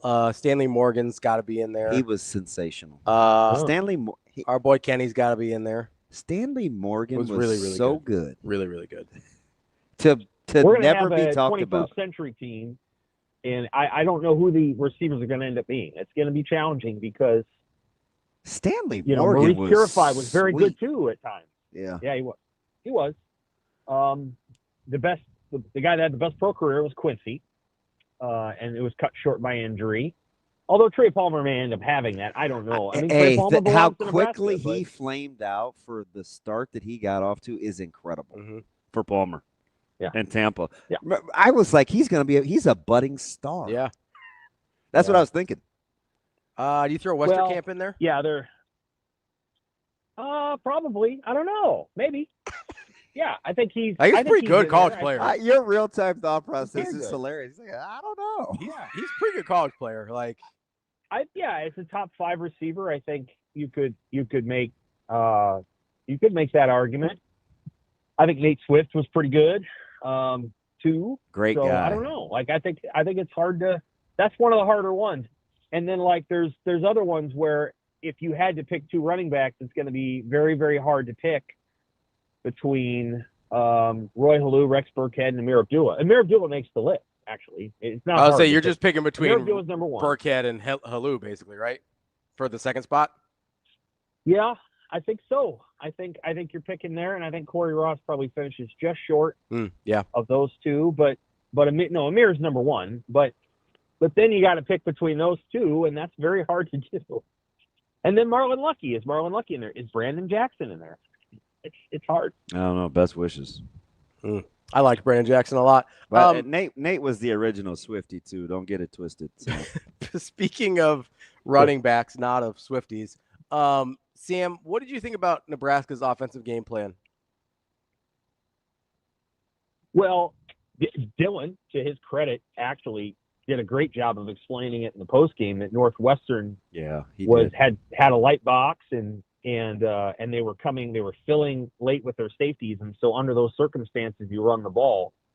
And kudos to Dylan for explaining that, because I think everybody else thought it was a commitment thing, and the reality was Northwestern was comfortable giving up those kind of gains in the middle of the field, and then when they got down inside the 20, I'm sure the play that pisses Northwestern off the most was the first third down run that Johnson had, where he just out-toughed. Yeah, he got that on his own. Northwestern fit that right. They ate Nebraska up, and that was all effort. That was all EJ, man. Yeah, and I'm sure that's the play that bothered them, because I think their plan was, well, when they get down there, field goals, we're going to make them settle, and then we'll win the game that way. And he turned that drive into a touchdown. And then Hunter turned the other one into a touchdown with a great play. And so I'm sure they were furious with that. And then those third down plays, I know they were mad about that. So there were several plays in that game where I think Northwestern would say, well, hey, you know what, gall darn it, we won 73% of the snaps in that game, or we played it just the way we wanted. But Nebraska had those handful of snaps, including the kickoff return, where they beat us, and that was the difference in the game. And I think that's probably about right. So I thought the game plan was fine. I thought they did a nice job of taking what Northwestern gave, of possessing the football. And, hey, that touchdown drive, though, I think is who they probably really want to be, like late in the game. And it's like, all right, we're going to run rub routes and these little out routes, and we're gonna get it done our way, and Dylan's gonna throw it, and he's gonna throw it on time, and everybody's gonna break a tackle. I'm sure that was one of Dana's favorite drives of the year, maybe his favorite drive, and probably Dylan's favorite drive if you get right down to it, other than the Maryland game. So I thought they played okay on offense. They're obviously limited, and again, this week they might have a game where things get loose and they're able to make some plays. Yeah, that's defense. I know. It's going to be the ultimate discipline, and I'm not ready to move on to SC just yet. I'll just say this before I ask you this question about EJ. That game is going to boil down to discipline, because you're going to watch this SC film and you're going to think, man, there's plays to be made. Back in, you can go at 22. Like, there's some things, but it's like, I go back to Coach Rule's comments, who they need and want to be versus who they're capable of being. Like, that whole thing is going to be fascinating as they game plan this week. But let me go back to this. I've said this for about 3 or 4 weeks now, and I'm reminded of it this morning as I think they have an off day. The most underappreciated thing about EJ is his ability to get back up and not be bothered by the contact he receives. His toughness and malleability with his body, I don't even know if bendability is a word, but his flexibility, his ability to absorb tackles and not have it look like it's wearing on him is incredible. Whatever he did to get his body ready is grossly underappreciated. I said, who kept hitting him in the back after those catches out of the backfield? Oh, and I'm like, you guys don't understand. Like, it's amazing that he just keeps getting up and goes back to the huddle. And the next play, I said his 17th carry looks like his 7th. It's a very underappreciated skill that EJ has. Yeah, he brings a lot of intangibles to the table. Because he's not a big guy. He's a tough guy. Yeah. I've been a fan of his for a long time. So I was confused back in 23 and 24 why he didn't play more. And again, Dana Holgorsen changed his career in a good way. I think Dana Holgorsen saw the qualities that other people maybe overlooked for whatever reason.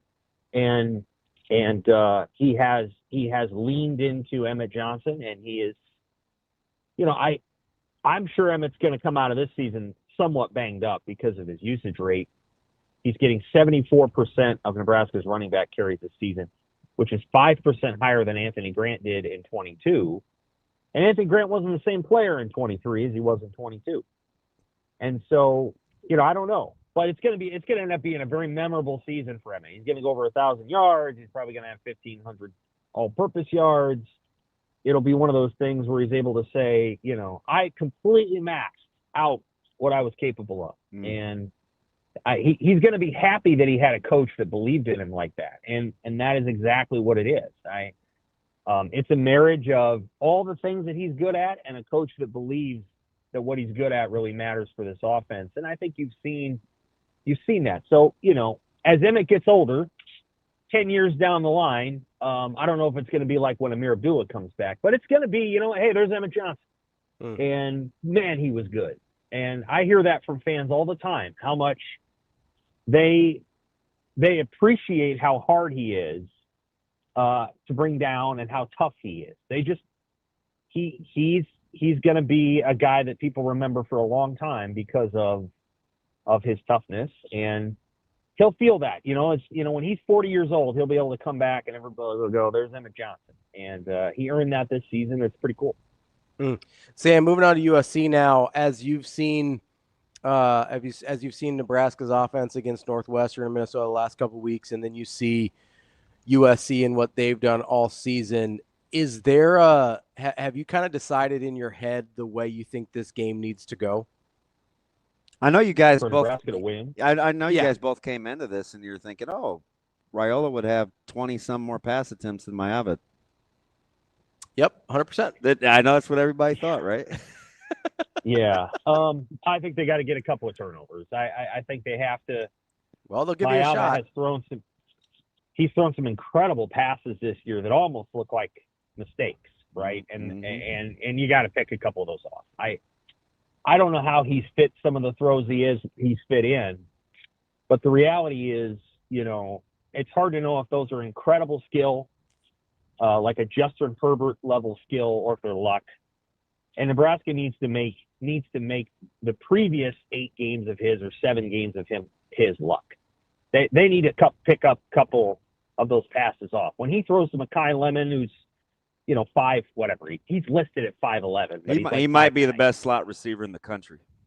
He's terrific, but there's moments where he'll throw him the ball, 27 yards downfield, and it's like literally right in the basket. You got to pick those off. You have to try to get an interception or 2 off this guy.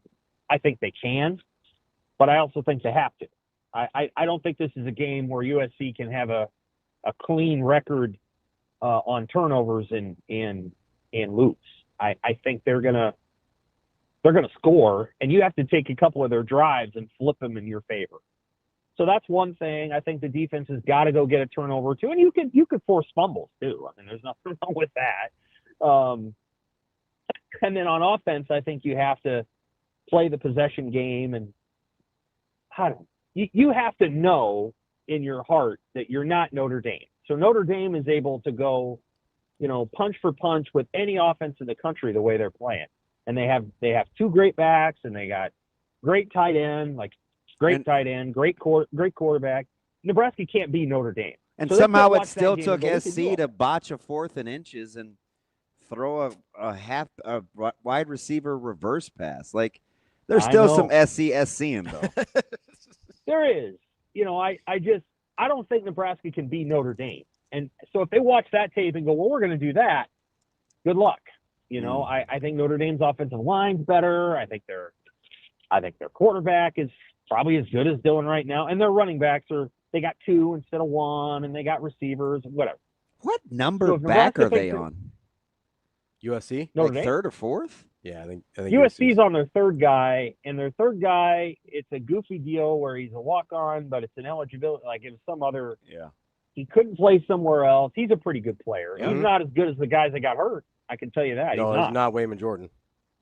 No, he's not as good as the guys that got hurt, and you saw that in the Notre Dame game. But they can run the ball. But at the end of the day, I don't know that. I think it's going to come down to forcing a couple of turnovers.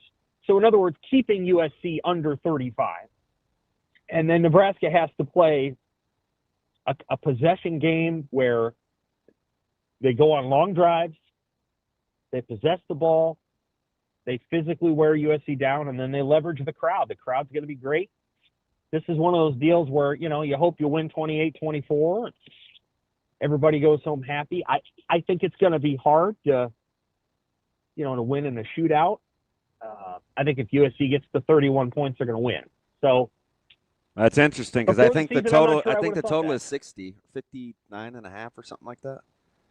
Right. USC is a 6.5 point favorite. So that says 31, 31-27 or 30, 32-25 or something like that. Yeah.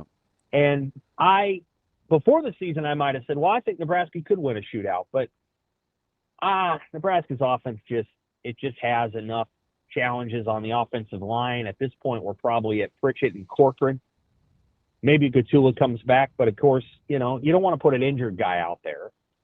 So there's that issue, and this is not a perfect Nebraska team going into this game. They know that they're banged up, and they know they're a little bit undersized.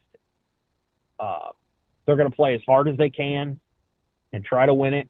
And if they do, then, again, keeping everybody healthy down the stretch here is going to be absolutely crucial. The trainers, I think it was Emmett Johnson that shouted out the trainers, right?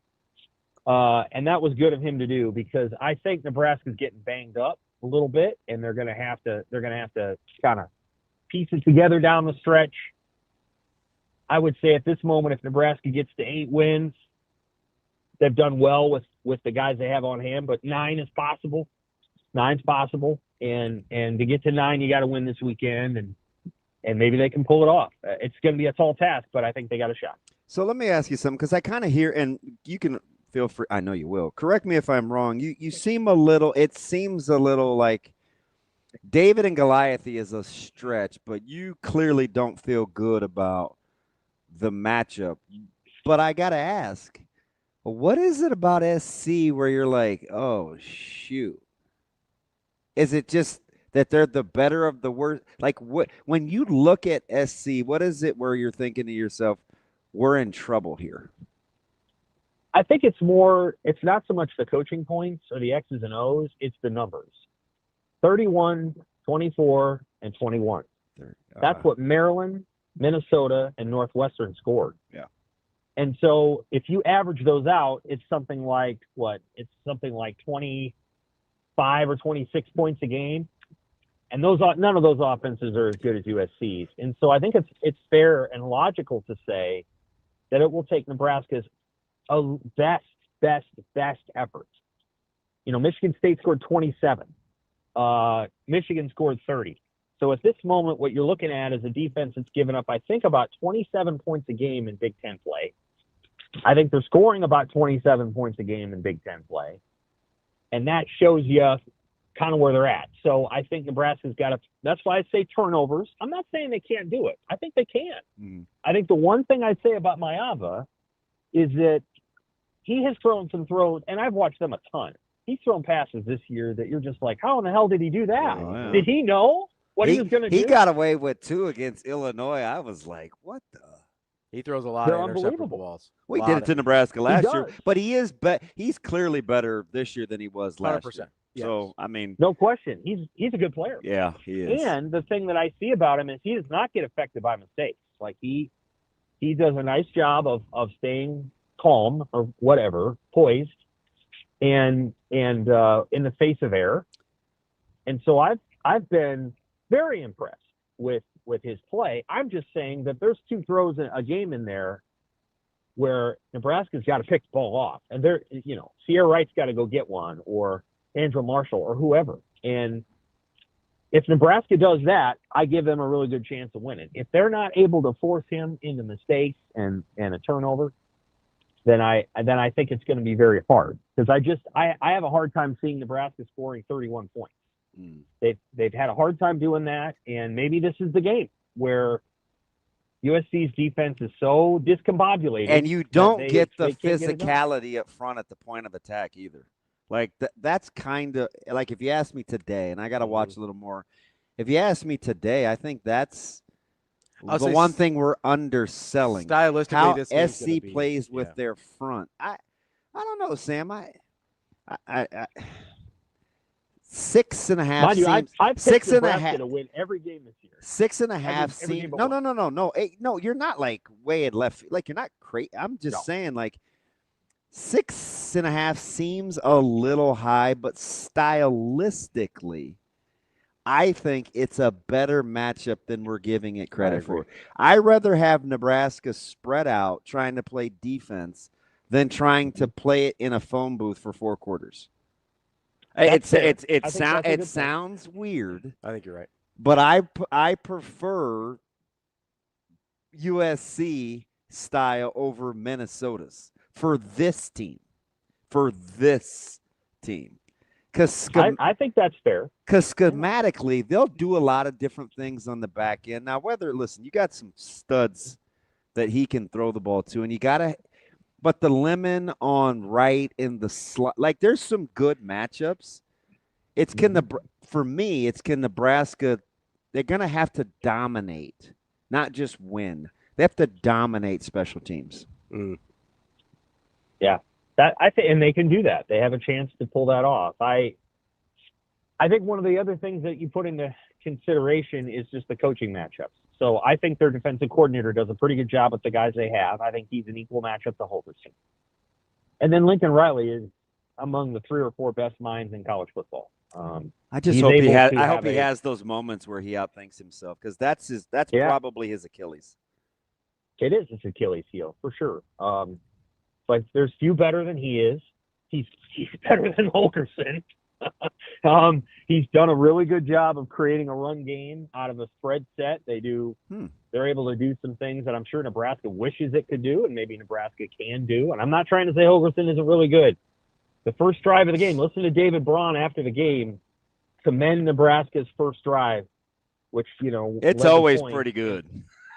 Yeah. Holgorsen comes out with something outside of the Minnesota game. He comes out with some good stuff, and Braun said they were taken aback by the little RPO play. But Lincoln Riley's as good as there is, and so you have to take into account that he knows what Nebraska is not good at, and he isn't just going to say, "Well, we're going to do whatever we do anyway." I think he's going to take that into account with his game plan. Remember that they have a running quarterback. He can run. He doesn't want to. He's really good he is really good at buying time. He moves just enough to give you gives you a headache. He clearly wants to be buy a time quarterback, but he can run too. They have a backup quarterback who they will run, who comes into the game, and he's a good runner. You just don't USC has to do everything it can. Like, this isn't a game where they're like, well, let's hold a little back for Oregon. No, they're going to play every game out like it's a national title game from a schematic standpoint. He's coaching for his job, but he's also coaching for the playoff. Because if USC wins out, they're going to be in the playoff. They'll be in the playoff. So I think everybody kind of knows that. And I think it's going to be really interesting down to the end, and I think USC is going to come in and play hard. Nebraska's going to have to match it. I'm looking forward to it. I really am. I think Nebraska's got a shot of winning, but they're going to have to play well. This isn't like, well, they'll fall into a win. No, they're going to have to play, in my opinion, their best game of the season, beat USC. So for stock up, stock down for you, clearly the team with the highest stock up is Iowa, or is it not clear?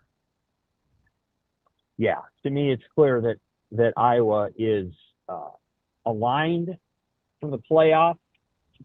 They got a monster one coming up. They have a hard schedule, so they have to play Oregon at home. Oregon is hot, cold, so I don't know which Oregon is going to show up in Iowa City, and I'm not sure that Dan Lanning knows which one. Like, he's tried to modulate it back and forth, but I don't know if he knows which one's going to show up. And then you have that Iowa's defense could give that quarterback play some problems, because no question Parker's not going to let you throw it over their head, and they're going to tackle well. So I'm fascinated by this matchup. Well, they're at home, so they have a great home field advantage. Anyway, Iowa's stock is up. Washington's stock is up because at again, home. I don't think at home, but if you look at the teams they get at home, those are the teams that you want at home.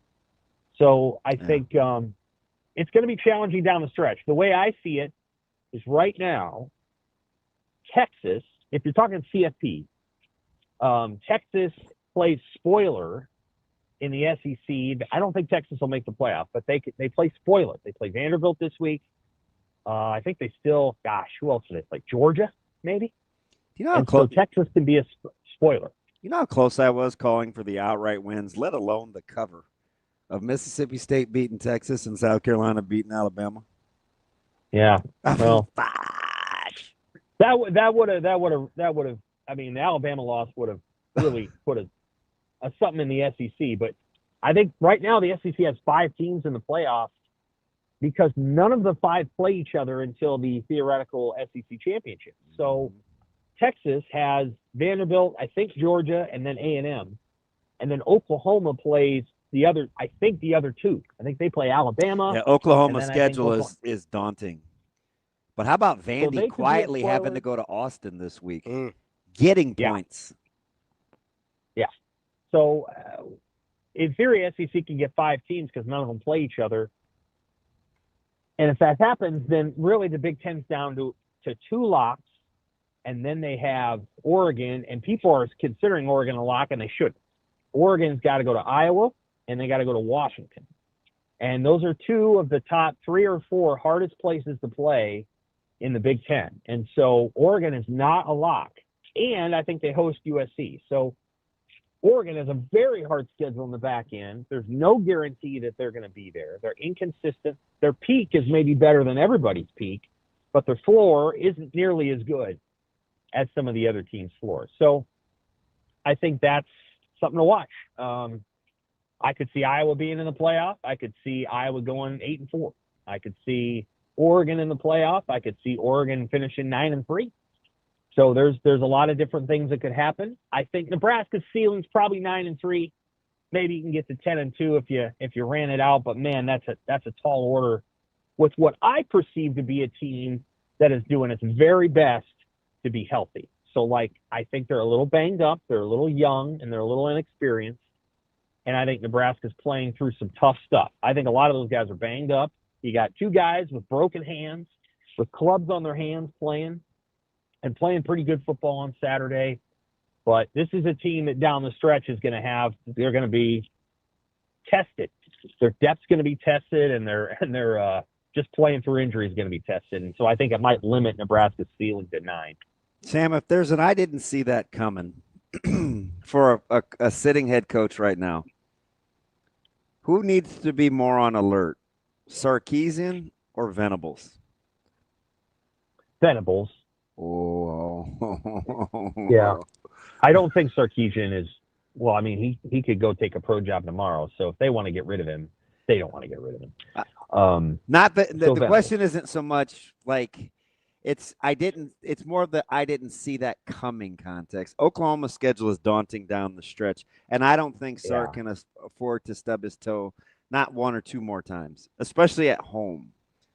You know what I mean? Because then he's got to answer the questions that he just got finished putting to bed before the season started. Yeah, I think he'll be there. These guys are supposed to be pretty good. Venables is. I think everybody kind of knew that thing was going to either be. I understand. I understand. You know, he's a passionate guy. Obviously, he loves his players and he loves the game of football. He's no Matt Rule. Venables doesn't do a lot of great work outside of the football piece, the way that Rule is able to kind of work and operate. And, you don't see Brent Venables' name on any of these coaching lists. If Steve Sarkisian wanted to go to LSU would be like, okay, when would you like to start? It wouldn't, you know what I mean? So nobody's saying that about Brent Venables. So I think Venables, I think he's right on the line. New AD, that AD may want to hire somebody. But the problem is that the coaching cycle now is there's so many jobs that unless schools are hiring for fit, and not just for resume, it's going to be hard. Like if LSU is as good of a job as everybody says it is, then LSU should hire for fit and not resume. I think you have to anyway. I really do. This can't really be a resume cycle. That's what happened with Brian Kelly. Because even if you're Penn State, you make it about resume, you're only looking at maybe 2 or 3 resumes. Yeah, because it's hard to find a guy with a better resume than the guy so you just fired. I think it's absolutely a fit cycle. Yeah, I mean, so like I was looking at the hot board list for LSU, and I see Barkley. Maybe, I don't know. I don't really know much about him. I'm sure you know a lot more about him than I do. I do. Yeah. Eli Drinkwitz. Why would he be a good coach at LSU? I don't know. Why was he good? Why has he been good at Missouri? He's been okay. They've had incredibly fortuitous schedules. Oh shoot, Sam! All of a sudden, you go to LSU and you don't get Missouri's schedule. I mean, Missouri's been playing Arkansas, and anyway, I don't want to get off on a path there. He's been fine, but let's be clear about the difference between Missouri and LSU. Like, there's a huge difference between those two programs.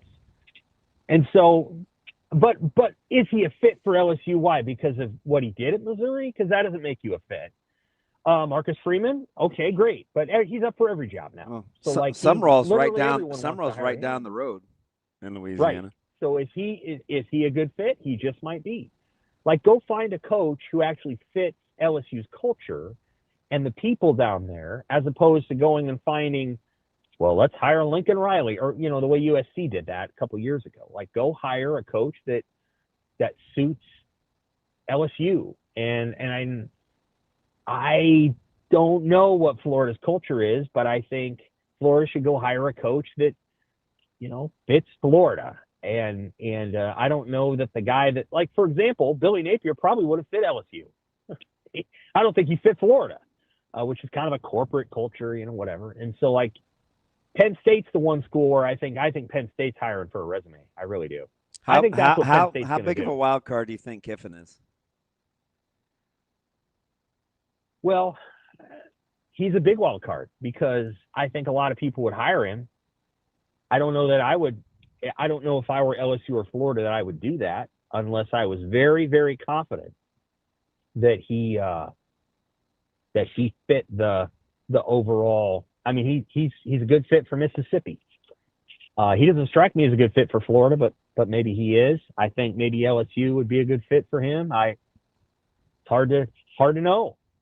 He's a wild card though, and he might just stay where he's at because where he's at, he seems is happy. willing to. He seems happy, and I think that place is willing to accommodate his many quirks. Like, does the LSU coach jaw with an Oklahoma player after a game? I don't. Oh, that was kind of weird. What did he say? He goes, not as talkative now, huh? Right. I was but see, the Mississippi coach can do that because the Mississippi coach can have a chip on his shoulder. Yeah. Right. Yeah. The LSU coach doesn't look at Oklahoma and go, "You're Oklahoma." Like, that doesn't happen. I think that's one of the challenges with being in the LSU job is you look down at everybody.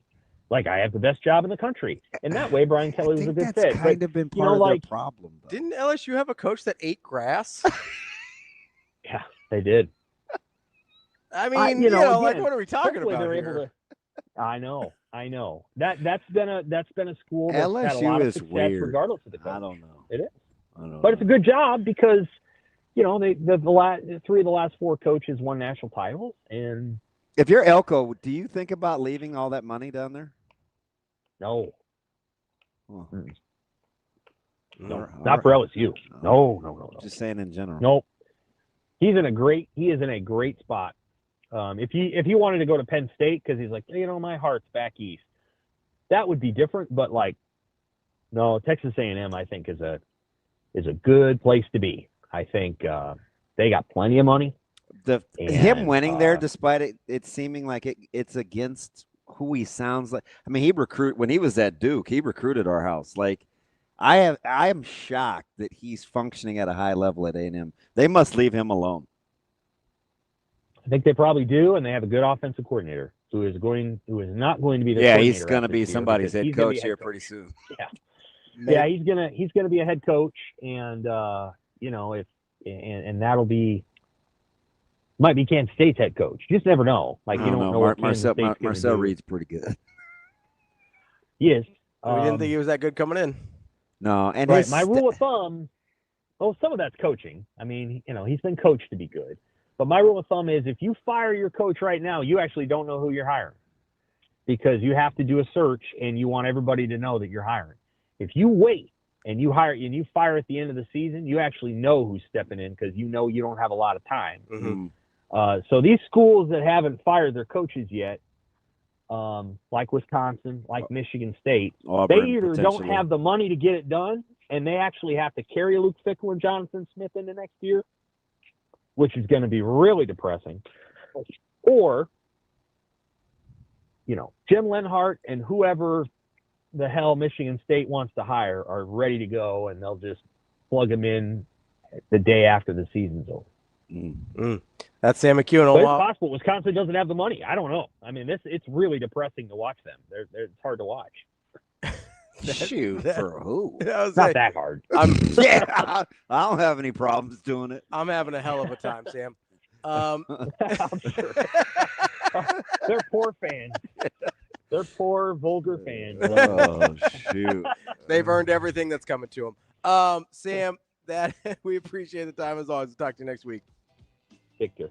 That is Sam McKewon from the Omaha World Herald.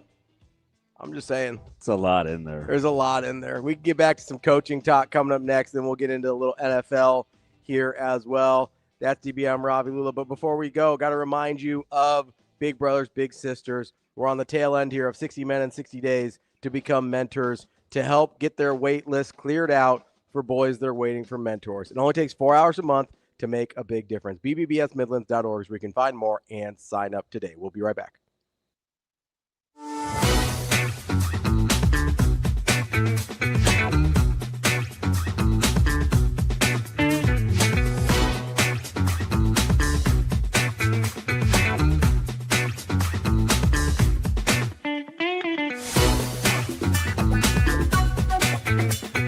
Fearless savings this October at Edwards Chevrolet with 0 down sign and drive deals waiting for you. Get $12,000 off MSRP on the 2025 Chevrolet Silverado 1 LT Crew Cab 4-wheel drive or lease for $555 a month with 0 down, strength and upfront savings. Or drive the 2025 Chevrolet Trax front-wheel drive LS, lease starting at $299 a month. Sign and drive with 0 down, smart design and modern tech that fits your lifestyle. Don't wait. Fearless October savings are happening now at Edwards Chevrolet.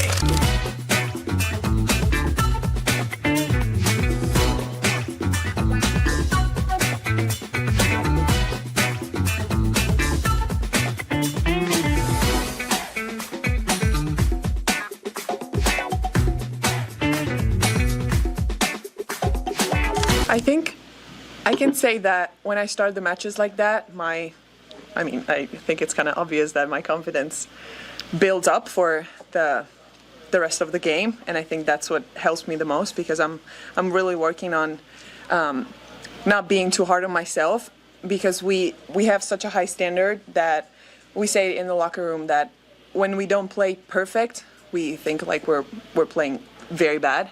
That is never true, but and I'm the first one to do that. So I try to build my confidence for the rest of the game since the starting. So that's good.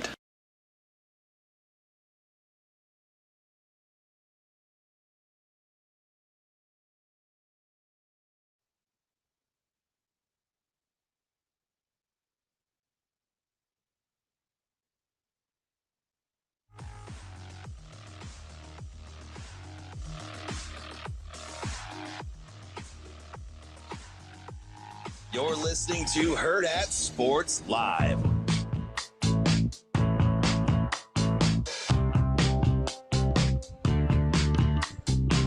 Welcome back, Hurrdat Sports Live. That's DB. I'm Ravi, Lulla here at Hurrdat Sports Bar and Grill, reminding you if you've got any auto body repair needs, Dingman's Collision Center is the place for you. Voted first place best of Omaha for 20 straight years for auto body repair. They've got 4 convenient locations across the Omaha metro area, and they're locally and family owned and operated. They're part of the community just like you, and they will get you taken care of, making sure every repair is done safely and to the highest standard. Go to dingmans.com to find out more and figure out how to schedule your appointment today.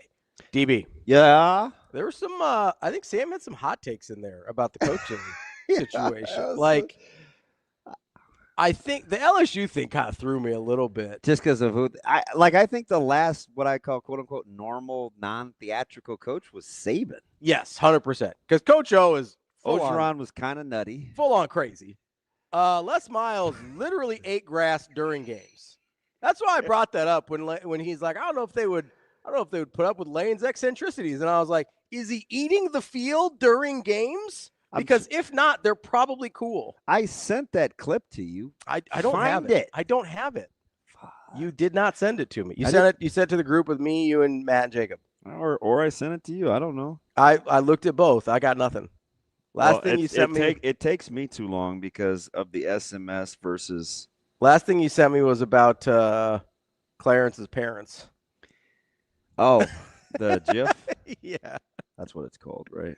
GIF. Yeah. So he didn't really say anything. I don't know. I wish. Also the Jonathan Smith thing for Sam. I think I don't know about that. He may be he might be in trouble, but he may be talking about the fan sentiment about John Smith, not the national sentiment about the coaches. Because I think he's widely regarded as a pretty good coach. I agree, and he's only in year 3. Yeah. So I think you maybe give him a little time. It took him 4 years at Oregon State, and he inherited. Is Michigan State one of those places where you get the proverbial be careful? Oh, this is only year 2. Yeah, where you get the be careful. What about firing a guy? Yeah. Maybe. Because it's hard to tell a fan base that, but sometimes it's true. Just like the self-awareness. Yeah, sometimes it's true. true. I think it's a tough job. I think it's a tough job. You're always going to be second. I think Ole Miss is a tough job. Me too. Ole Miss is a tough job. Like that's always been a tough job. It had been super tough until Kiffin got there. Yeah, the only guy who'd won it all there before that was Hugh Freeze, who, by the way, was a non-comeback away from having that job open. I would say he's also probably getting fired this year. Here's my question, though. I got one for you. Yeah. What do you do in Kentucky with Stoops? You gotta get rid of him. You have to. They've been bad. They're bad. They're really bad, and they're getting worse. Like, you got to get rid of them. And here's the thing. That kind of goes into the question I was about to ask you. Yeah, I forgot some words in there. Vincent Askew, who? Rayshawn Askew? Skip some syllables. What? I have no idea what happened there. I'm about to ask you. Well, sound closer to something I would say. If you're a program that's kind of on what is that, Shane? If you're a program that's kind of on the fence about firing a guy, say like Florida State or Wisconsin, and let's say you find the money, but you're looking at the landscape of college football, and you go, we probably aren't high enough on the pecking order to get the guy we want this time around. So does that filter into your thinking at all? I'm a big fit guy, though. Sure. And that would preempt this. Yeah. Because I get it, right? You have to satiate the appetite of your fan base. You also have to kind of you market. don't want to portray the image of, well, we got to get who we can get. Because, one of the things that I would run down and bang my head into the tree stump about is, well, who's Nebraska going to hire? Who they going to get? Well, who they going to get that's better? So, like, I'm not – well, here he is again, Lane Kiffin. He's everywhere. He is everywhere. But, like – so you look at, like, that's what I brought you when you brought up Kentucky, made me think of this, because Kentucky's probably searching in a different. But so are a lot of these jobs. They're searching in a different pool, right? Or they should be, I think. Like, I think Kentucky's searching in, like, the coordinator pool. There's going to be a lot of those schools. Yeah. But there just is. There's also a lot of them that are probably searching. Like, you think UCLA isn't thinking we got to go fit? 100%. But you've also got LSU, Florida, Penn State, maybe Florida State, maybe. I mean, are we waiting on? I mean, maybe. Are we still thinking about Clemson? We maybe. Potentially. So let's say it's those 5 before the dominoes start to fall, right? So if you've got 5 big-time jobs open, and then the dominoes start to fall, you're talking about schools that are not going to get the first few guys on their list. And I think you have to be cognizant of that, right? Right. Yeah, that's what I mean. So, like, if you're Florida State and you're kind of struggling to come up with Tulane will be open. Arizona State could be open. Yeah. Although that's kind of a bad loss. But Utah's pretty good, man. BYU must be too. But outside of BYU Tech, but though when Hammonds is out for Tech with the ACL. Yeah. BYU just took what was Iowa State doing? Was that 5-0 turnovers or 4-0? They were on the quad box, and I just kept dinking around with the volume because I didn't have my volume afternoon on that one. slate was sensational. It was loaded. I didn't have the volume on that. And I had to start. You ever tried to start the quad box over? Like resume from the beginning? Oh, no. Oh, it takes some talent now. I've never tried that. You have to be patient and get your rewind game on by the box. 4-0 turnovers. 4-0? Yeah. Yeah, it's not good. I mean, they couldn't score inside the 20. Mm-mm. But BYU is still pretty good. A&M is a good example, though, right? Because Elko wasn't somebody will pay. But you know the thing we never know when we talk about these jobs, and I've only known a handful of coaches that have gone through the process at a fairly high level, so I'm not making any. Yeah, I talked to Ogeron when he came for the coaches clinic, right? I obviously know Coach Rule. I obviously know Coach Frost. There's one of the things I think we undersell as in the media and fan base is how good or bad do they have it where they currently are? Like, what am I willing to put up with versus what we see? Yeah. It's undersold. Can I say I don't know if Elko could be a coach. You'd say, because this is what we'd say. We'd go, well, why would Elko leave A&M? What's he dealing with right now? Well, we have no idea. Right. And I was actually about maybe people are too heavy-handed. Maybe he doesn't like Trev. I don't know. But it's always more. There's always more going on than we think. Yeah. I was actually about to say something potentially nice about Trev. No, go ahead. I almost rocked with. So is it possible? Do you like my rule riding the Bearcat? I do. That's a nice one. They beat them earlier this year, right? Because they did play on the field, I think. Don't get me. It's hard to remember. I was gonna say it's possible. Whistles on by. It's possible that Elko is functioning at a high level at Texas A&M because Trev is taking all the slings and arrows from the normal toxic boosters. Might be. Like, because that would be the thing. I'm just, that's just a hype. It's just hypothetical. Yeah. But it seems like Elko's not a guy that would deal well with a lot of that stuff. Maybe Trev is taking that for him. Like, that would be probably the best thing he's done as an AD outside of higher rule. Like, that's a pretty good. Like, that's a pretty impressive thing to be able to do at a place like Texas A&M if that's happening. I did appreciate you with regards to Cincinnati and Nebraska. I did appreciate you checking on me yesterday. It was very funny. You said, hey, kind of been out of pocket, quiet. Are you okay? Like, apparently you haven't been watching me on social media. Oh, I was watching. I was making sure. Got to check in on my boy every once in a while. That was good, man. Sitting out on the deck in my fields, letting folks have it. Let's talk a little NFL coming up next with Arif Hasan here on Hurrdat Sports Live.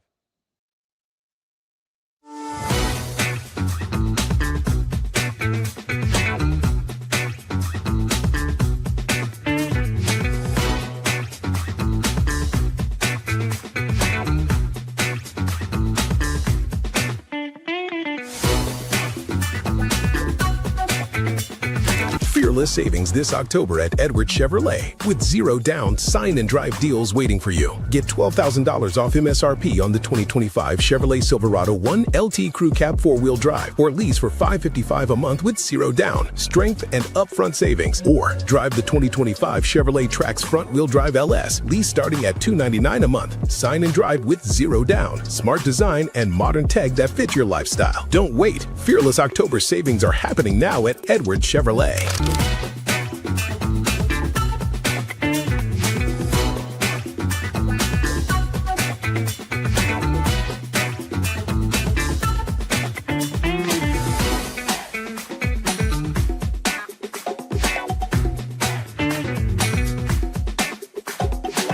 I think I can say that when I start the matches like that, I think it's kind of obvious that my confidence builds up for the the rest of the game, and I think that's what helps me the most, because I'm really working on not being too hard on myself, because we have such a high standard that we say in the locker room that when we don't play perfect, we think like we're playing very bad. That is never true, but and I'm the first one to do that. So I try to build my confidence for the rest of the game since the starting. So that's good.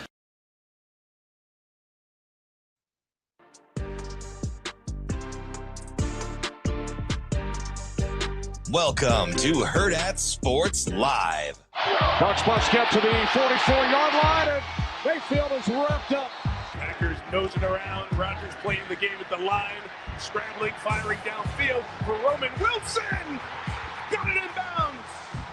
Inside the 30 at the 28. Biggest play in the career of the former Michigan Wolverine. Here's a 2nd and 10. As the ball's headed to the end zone, and it is caught for a touchdown by Tolbert. It comes down to this for the Bengals. 4th and 9.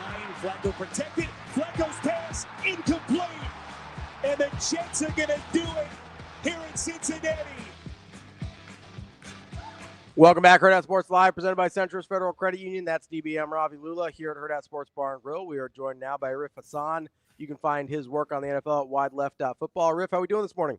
I'm good. How are you? Oh man, we're doing all right. We're hanging in there. Let's test the depths of all your knowledge. We'll go off script here a little bit.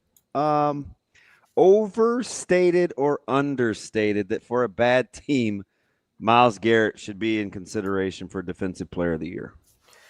I'm always of the opinion that if you're playing like the best defender, you should deserve recognition, whether or not 10 of your teammates or 20 of your teammates are upholding their end of the bargain. I think it's understated. I think he's probably going to force himself into consideration despite how the Browns are doing, just because of how awesome he's been. And obviously having a 5-sack game will help. But yeah, I think that if you're playing as the best individual defender, you should get that consideration. And I think he'll probably get that. So I'm going to go with understated. Have you, at this stage in his career, and he's by far not an old man, but he's veteran. We've done this a while as a vet. Yeah. You surprised at his efficiency in terms of the reps he's taken since getting the big deal? He's only elevated. Yeah, I was really surprised in that sense. And I think it's just because he's been in the league so long. But I think when you take a look, I was looking up his age because he hit that like under 30 statistic. He's 29, right? Yep. But I've looked this up, and edge rushers typically hit their peak at around this age, 28, 29, which is kind of, wide receivers will be 27, 28, running backs will be around 25. It's different for every position, but edge rushers can actually hit their peak around age 29, which is where he's at. So I was surprised, and I looked into it, and I guess I shouldn't have been. That is freaky scary if this guy's on his way up. Yeah, that's horrifying. Yeah. He's in a division of the team that wore the awful uniforms last night that I cheer for too. So I'm never interested in seeing anybody function at a high level in that terrible division. I mean, his last 4 years are 16, 16, 14, 14 on sacks. And I always compare him to Watt. They go back and forth. So if he's elevating, that is, I'm sorry for you and your division. That's fine. You taking the Ravens to win that thing after the meltdown yesterday in Cincy and in Pittsburgh? Yeah, I guess I kind of have to. That's like one of the ways, which I've never thought I'd be in that spot for the AFC North. But the way that you, I think, evaluate that division is by default, right? I think you end up yeah, which is like you've never been there before. I think with this division where somebody just kind of settles their way into the lead instead of clawing for it. The rest of this division just looks so. I guess weak is the best way to put it, but I guess muddy is maybe the better way to put it. Is there any part of you that's hesitant to say a 2-5 team that we don't know when Lamar Jackson is going to play again is the leader in the clubhouse there? I mean, I understand where that comes from, and I also understand that, and Pittsburgh's been doing this for like 3-4 years now, so I should be careful. But like Pittsburgh has been clawing their way into wins in ways that you're just like not entirely sure are sustainable or make sense. And so, that's pretty well said. Yeah. And so going forward, you take a look at the rosters, and I understand Baltimore's a lot to work on defensively. It looks a little bit better now, but they have a lot to work on defensively. But you take a look at the rosters, you take a look at the overall performance, and you understand one team might have 2 more wins than the other, but I know when I look at those 2 teams, which I think is better, and I think with the balance of the season, I think that the Ravens can pull ahead. Worst loss yesterday, what happened with the Bears or the Bengals? God, I think the Bengals, right? Especially because it was a running back throwing a touchdown that did it for you. Like, it's just such like a nice way to put a cherry on top of a collapse. Pretty depleted Ravens team that won against Chicago, though. Hey, Tyler Huntley went to a Pro Bowl. You got to respect him. Put some respect on Snoop's name, all right? Wow. Vince Young went to a Pro Bowl too, just for what that's worth. With Kerry Collins. I am a little concerned, though, all jokes aside, because I cheer for Caleb Williams' success. Oof. I'm not sure his coach enjoys him very much. He just inaccurate sometimes. Yeah, I think that's the really frustrating thing about Caleb is that he does just enough where you can kind of believe that there's something there. Like every game, there's like a couple of flashes where you're like, oh my God, like there's like early in the game, actually, the sideline shot to Rome Odunze. You're like, that's it. It's right there. And even in that game, I was like, wow, maybe he's kind of figuring out. And then, of course, you watch the rest of the game, and the answer is absolutely not. He's not figuring it out. But I think that because his like defining trait seems to be inconsistency, right? Especially with regards to, like you mentioned, accuracy. Somebody like a Ben Johnson, who has worked with one of the most consistent quarterbacks that we have, whether or not you think Jared Goff is a leader or not, I think it's inarguable that he's consistent. Mm-hmm. When you've got that guy who not just executes the offense, which is kind of who he was with Sean McVay, but performs it, right? Changes plays at the line, understands kind of the context of what the offense needs from him. And you go to Caleb, who seemingly just does not care what offense he's in. I mean, he cares kind of what the play might be, but he doesn't understand seemingly what the point of what the offense is trying to do, why they would sequence plays, why these routes might work against these coverages and stuff like that. And with that, I can't help but think that Ben Johnson has to be remarkably frustrated. I got lost there a little bit. Were we talking about Caleb Williams or Kyler Murray? They sounded almost identical. Hey, I'm not going to – he knows I have a low-key affinity for Kyler Murray. I keep wanting him to be good. He's such a weird comp because you got to get on the roller coaster with him. Which is kind of exactly what we just talked about, right? Kyler Murray's been better longer.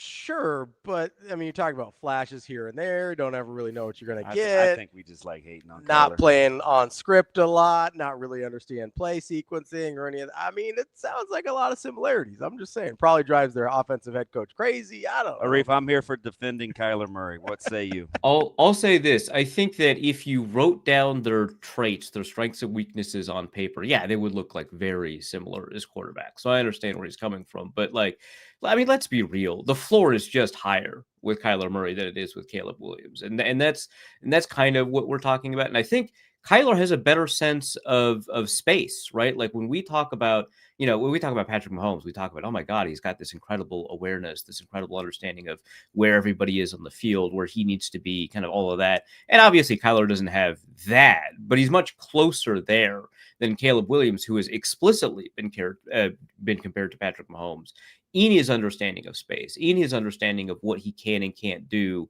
when things break down. And I think that while Murray does rely, I think, a little bit too much on chaotic moments in order to kind of get things done, he is better both in structure and out of structure than Caleb Williams, even if he has the same kind of weakness profile, right? And so, yeah, I think it's fair to be like very frustrated with the way that Williams plays, Kyler Murray plays.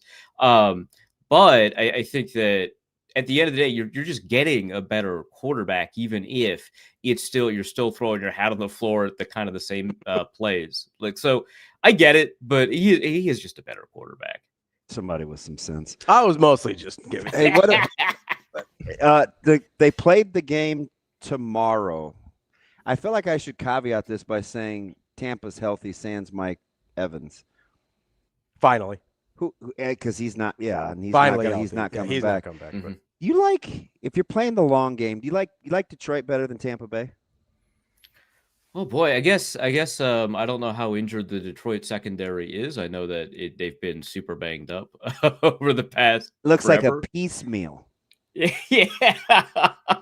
But yeah, I do think that the Tampa Bay is a better team. I think defensively they're definitely a better team. Now, coming off of that Saints game, it's easy to kind of overvalue that defense given how much they were able to do against both of those quarterbacks. But generally, I think that defense is better. I mean, I think Anthony Nelson has been on his way up, and now he just had the Anthony Nelson game, so that's been good for him. You got Antoine Winfield, you got Jamel Dean doing, kind of his turnover stuff. So there's like stuff that I like, but I think Baker is playing at such a high level when he's got receivers to throw to, which it sounds like that problem will be resolved. He does have receivers to throw to again. That I don't know, the kind of just FU in Baker just makes me put him over the top in this situation, because when he's playing well and he's got, all of that swagger and attitude that he's got associated with who he is as a person and as a player, I think it's really difficult to put him down, right? Like, I think on paper, I think that Detroit is supposed to be better. They've won by bigger margins. Tampa Bay started off this year winning by like 1, 2, and 3 points and stuff like that. So I get it, but I look at the two teams, I look at the two rosters, I look at how they execute, and I look at how they, operate in really difficult situations, and I kind of have to go with Tampa Bay. How much value do you put in Green Bay, and more specifically Jordan Love's performance last night, while keeping in mind that Pittsburgh defense gave up almost the exact same stat line to 85-year-old Joe Flacco? It sounds like you want me to be skeptical. Is this sans the 2 yellow balls that he threw? Like, you're not coached that if you're LaFleur. Right. Yeah. Okay. So I'm a huge Jordan Love skeptic anyway. So I'm happy to answer the question the way that you framed it. Obviously, anytime you complete 20 completions in a row or whatever, that's always impressive. You do have to take a look at how those come about, what that is. And he had, I think, one of the lowest depths of target this week. He had, which is to say, he threw the ball downfield on average less than most quarterbacks, despite we're remembering that like moon ball to Christian Watson and stuff like that. And that means that the throws that he had were substantially easier than most. Now, he did complete more passes than you'd expect a guy with that depth of target. So you do want to kind of give him credit for that. But you take a look at those big explosive plays, those incredible, like the throw to Tucker Kraft on, I think it was the same play that Deshaun Elliott got injured, or that Christian Watson one I mentioned. And I think all you can really do is you take a look at those throws, and all you can do is yell at the defense, because those were such easy throws, in my opinion, to defend. Guys are just wide open. Yeah, just DBs that were fielding them like punts, though. Like, how can you not gauge depth? Yeah, especially on that Watson throw. Just like, stop trying to skydive, my guy. It just gain depth, and you're good. I promise you've got it. And they're not doing it. And so it was a remarkably frustrating game to watch from somebody who has long been a Jordan Love skeptic, because typically, and this is not how he often plays, but typically he's a very volatile quarterback. He's very, all or nothing. You win a lot, you lose a lot. He's got a low success rate, really high EPA per play, which is to say that he lives off of explosive plays. In some weeks that works, in some weeks that doesn't. And this was kind of a little bit the opposite. And I think a lot of that just has to do with the Pittsburgh defense not knowing how to, and here's the thing that really frustrates me about Pittsburgh, and I'm sure I'm preaching to the choir on this one, but they don't do anything interesting defensively anyway. They're not a very complicated defense. It's a lot of they've really regressed in their packages. Yeah, it's a lot of country cover 3. I don't think they even do that much match zone. It's a lot of just simple man coverage. And if you're doing that, like, how do you mess up? Like, how is communication bad on this maybe the simplest defense in the NFL? How do you not know how to hit your landmarks? How do you not know how to track this punt of a ball coming down from like the sky. I don't really understand what's going on there. So Jordan Love had, I think, an easier time of it than a lot of quarterbacks did this week. He executed, in fairness to him, above that level, but it's going to take me more to believe in him. When you look at, and this is the NFL, so you typically want as many good players as possible. How careful should Philly fans be in how they played and performed with getting Barkley back on track, sans A.J. Brown? Fool's gold, something to it. You want all of the good players you can come crunch time. Like, how careful do they need to be in weighing that outcome yesterday? I think the Eagles are in a position right now where they do have the luxury to think about things long term relative to like the rest of their division and stuff like that. I'm not saying obviously that they should go out and willingly lose games, but I think that they do have more capacity to be careful, especially if they're confident that Jalen Hurts can play at the level that he's done over the past 2 weeks, right? If he can do that, which is, I think, is a big question mark, actually. But if you can do that, you can, risk losing some time for some of your key players in order to get them healthy at the right time. I don't know if Saquon Barkley will continue to play at that extraordinarily high level that he played at this week against the Giants. The offensive line has just not blocked as well. He had not been as explosive for the first couple of weeks of the season. So I am a little bit concerned about the repeatability of this, but I do think that they should nevertheless be a little bit more cautious, because if you've got that luxury, one of the benefits of being an elite team, if you've got that luxury, is to have as many players take their time getting back as you can feasibly allow and still win some games. No way they're better without A.J. Brown, though, right? No, absolutely not. Absolutely not. No. This is just a thing that happened. I mean, some weeks you just get kind of weird games. No, they absolutely. A.J. Brown is like a top 3 receiver in the league. He just doesn't have the numbers for it this year. Between the emergence of the Patriots and sort of the reemergence seeming of the Kansas City Chiefs, are we ignoring the Buffalo Bills too much? I think that's actually a really, really fair question. I hadn't thought of it, which I think speaks to your question being true. Yeah, I mean, I think it is easy to be a little bit too hyped about the Patriots. I mean, they did just beat the Browns, so like we don't want to, but obviously Drake May has looked really, really good. Kayshon Boutte has revived his career from his LSU days. He actually looks like a viable receiver. You've got some stuff on defense. I think they've got one of the best defensive tackle pairs in the league right now. Incredible. And they're playing well enough that Keon White's like a healthy scratch. Like they're in a really good spot in a lot of places. Christian Gonzalez is very good. So I get it. But I think that there's like a roughness around the edges that if you've got somebody playing at a peak like Patrick Mahomes, that you can kind of ignore. But Drake May still does make mistakes, which is not a knock on him. He's a second-year player, but he's not playing at a level, or I shouldn't even say a level. He's not playing with the consistency that I think I would be so comfortable saying that the rest of those roster weaknesses are less relevant to me. Like when is Ramondre Stevenson going to like fumble again, right? Versus versus someone like a Patrick Mahomes. And so when you take a look at that and then you think about it in terms of, the perspective of the Bills, who kind of started off the season maybe not with as many fireworks as one kind of hoped. I mean, Khalil Shakir is coming into his own. He's an outstanding player. Josh Allen is Josh Allen. Cook's game was, holy crap, what a game. And all of that coming together, again, against the Panthers, it's kind of like, beating the Browns. But I think that there's just kind of more there to chew on and understand and to kind of celebrate and realize that, hey, this team is remarkably talented. They've been disappointing over the past couple of seasons, but they've only been disappointing because we've given them Super Bowl aspirations. We don't give the Patriots right now Super Bowl aspirations. Maybe we will in the very near future, but the Bills are fighting for a ring. The Patriots are fighting for the playoffs. Would you like to remind Mr. Hasan who I said was the best offseason under the radar pickup in all of the NFL in July? Yes, that would be one Daniel Jones. Correct. That would be one Daniel Jones. Ooh. So, along those lines, I'm looking at the statistic. Listen, what they're averaging per possession per drive and scoring, right? I think I saw the graphic yesterday. They're 3.69 points, which is considerably better than the 07 Patriots, which was 3.19 points per drive.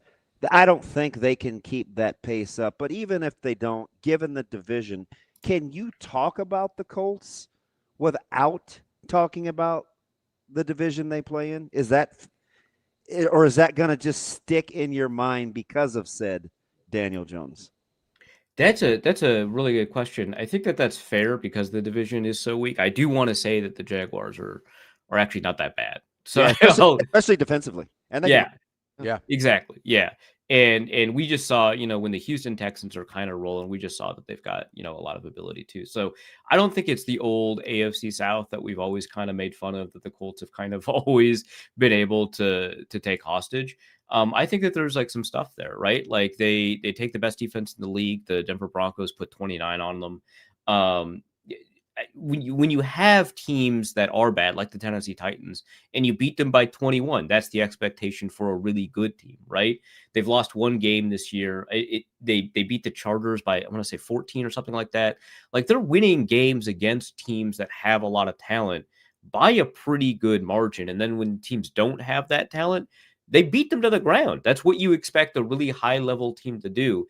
And when you take a look at kind of what are the kinds of things that we look for when we're looking for a team that might be able to sustain its level of success? Well, do they do it play by play, or are they kind of big play merchants? And you take a look at the Colts, and they're both. They do it play by play, and they're remarkably explosive. Not only does Daniel Jones lead the league in EPA per play, expected points per play, but he also leads the league in success rate, which is, you don't usually get that. That means that every single play, they're more likely to get what they want to get done than any other team in the league. And then on top of that, they get even more done than that. So does he get lucky with kind of this deep ball to a Alec Pierce that he can't see from time to time? Yeah. but well, when you put it like that. Right. No, he does. That does sometimes happen. But that is, instead of that being the whole offense, that's like a nice little bonus, right? The whole offense is working well. He is working in time with the offense. He is reading the play as it's meant to be read. He is getting rid of the ball, generally speaking, on time. And then he also, on top of that, has a fair amount of athleticism. And then also on top of that, you got Jonathan Taylor. Oh my God. He's playing. I mean, I got a question last night in my podcast mailbag. Hey, does Jonathan Taylor, is he the most underrated Hall of Famer currently playing in the NFL, right? Future Hall of Fame. And it's like, that's a good question. That might be. He's definitely on track. Yeah. Let me ask you something. What's Denver's ceiling? They seem like they could be really, really good. But then I'm like, ugh. Knicks against good teams. It was Dallas. I know they're outstanding defensively. Maybe I just fell in love with the D yesterday with the old school Broncos logo. They seem like they could be pretty good. But then I remember, do I like Bo Nix? I don't know. But I loved Harvey was my pick for Rookie of the Year in the AFC. So I like the team. I give him a yeah, but. Yeah, I'm not a huge Bo Nix guy. Obviously, some of the throws that he had in this game, even knowing the Dallas defense is spinning itself sideways, some of the throws they had in this game were impressive. I have to give him that for sure. But I mean, he's a big throw screen, and then there's yards after the catch. I was looking at this last night too. I was looking at kind of the average separation that receivers have when throwing the ball, and all receivers, not just the ones he's targeting.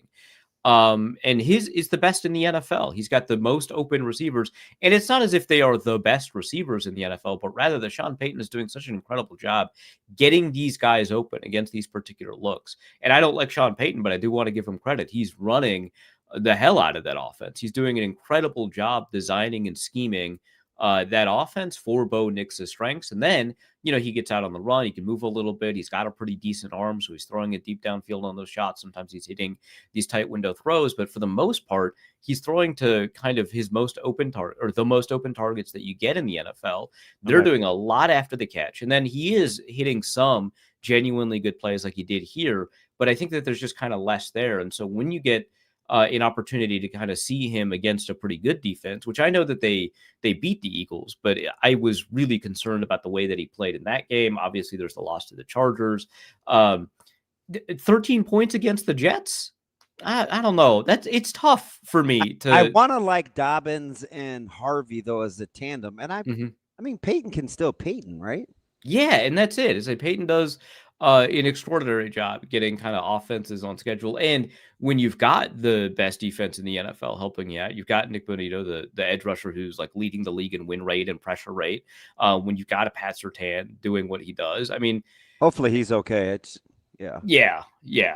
I think that there's a reasonably high ceiling, but I wouldn't put it at the level of people I consider to be like aspirational Super Bowl guys. So a really good team right now. I am suspicious of that quarterback, but when everything else is kind of clicking like that, it's hard to knock them.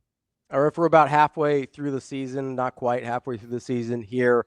Preseason, it was all AFC North, AFC West, NFC North, NFC West for the best divisions in football. Yeah. Some of those are sort of living up to the billing. Some of those certainly are not. Who's the best division in football right now?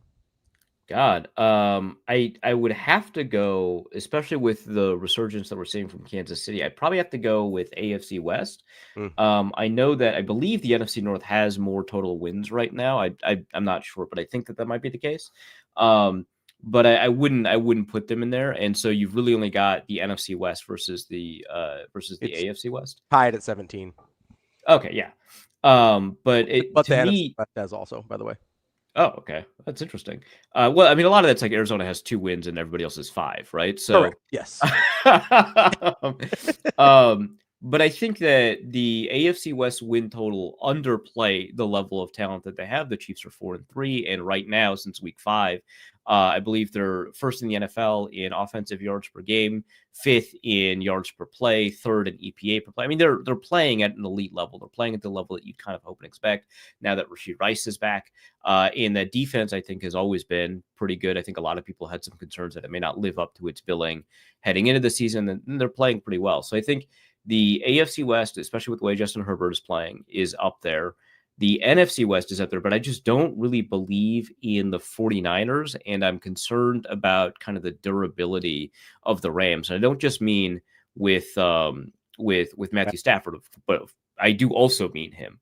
But like Puka Nacua getting hurt, that really I think sinks them a lot. Obviously, having Devontae Adams helps, but I just think that they've got a lot of really high-level players, but I think that there's not really a ton behind it in terms of depth. I mean, you've got like a Jared Verse, and then what do you have behind them? That kind of stuff. So I like the Rams a lot. I think the Seahawks are maybe adding a couple more wins than you'd expect based off of their talent level, but the 49ers are doing the same. So I'm going to have to go with the AFC West, with the NFC West a little bit behind, and then maybe you could add the NFC North in a little bit after that. But that's a division full of frauds, including the team I primarily cover, the Vikings. Oh, long live bringing back Sam Darnold. Let me get you out on this last one for me. Who should be or is actually better than their pretty good record? The Chargers or the Rams? Man, I'm gonna go with the Chargers. I really wish Marion Hampton would come back this season, but I do think that they're managing with Kamani Vidal and that rest of that running back group. They've got like 4 running backs on practice squad that they just like rotate in. But I do think it's the Chargers. The way Quentin Johnston has kind of turned his career around, the way that Keenan Allen's always available on 3rd down, the way that Ladd McConkey is doing what he does. I'm concerned about kind of what's happening at safety and that safety depth, of course. I'm concerned about that cornerback group, but I just think generally they've got the ability. Finally, it's been a little bit. They've got the ability to put on some pressure, and Justin Herbert is playing at this outstanding level. I was asked to produce some kind of dark horse MVP candidates. Guys I don't think will actually win it, but is playing at a level that is really remarkable. And I think Justin Herbert is there. I think that he's doing some really incredible stuff, and I think that the offense has kind of been unlocked with Herbert in a way that you were kind of waiting for him to do ever since his rookie year. So I'm going to go with the Chargers on that. That is our guy, Arif Hasan from wideleft.football. Arif, we appreciate the time as always. Great stuff. And thank you for indulging both my Kyler Murray and Jordan Love hate. Absolutely. Anytime. Thanks for having me. Buddy. That's Arif Hasan from WideLeft.football. I just like to take a little victory laps whenever I get the chance. Why are you slandering my guy, Kyler Murray? Not slandering. I just, thought I'd make a little comparison there. He said a lot of things that seem similar. Can I just say you could do whatever you want to. Can I just say I'm sorry to you guys because we should have him on more often. I really need to. He's very well versed. Yeah. I also feel like he kind of gets the vibe of the show, which helps. Yeah. I always like it when guests kind of get what we're doing here. What did they know we're idiots? Well, yeah, basically. Hey, cool story. Come on our show because we're dumb. We like to have a good time. That's all. Yeah. That's all it is. Yeah, we're smart mostly. Speaking of quarterbacks, though, we got to get an update on our college quarterback draft. I haven't seen it. I'm concerned about all of our squads. We'll see what happens. That's DB. I'm Ravi. Lulla. More Hurrdat Sports Live coming next. Do I still?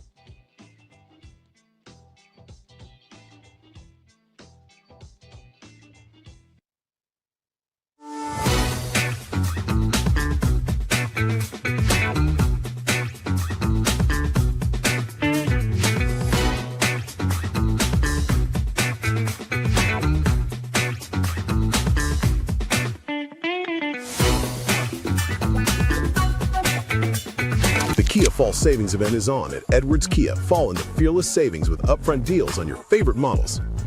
Lease a 2025 Kia Soul LX starting at $189 per month for 24 months with $2,000 due at signing. Style, efficiency, and a price that moves you. Smart looks, fearless savings. Or lease the 2025 Kia Carnival EX starting at $389 per month for 24 months with $2,000 due at signing. Comfort and tech made for every family adventure. Hurry, the Kia Fall Savings Event ends November 3rd at Edwards Kia.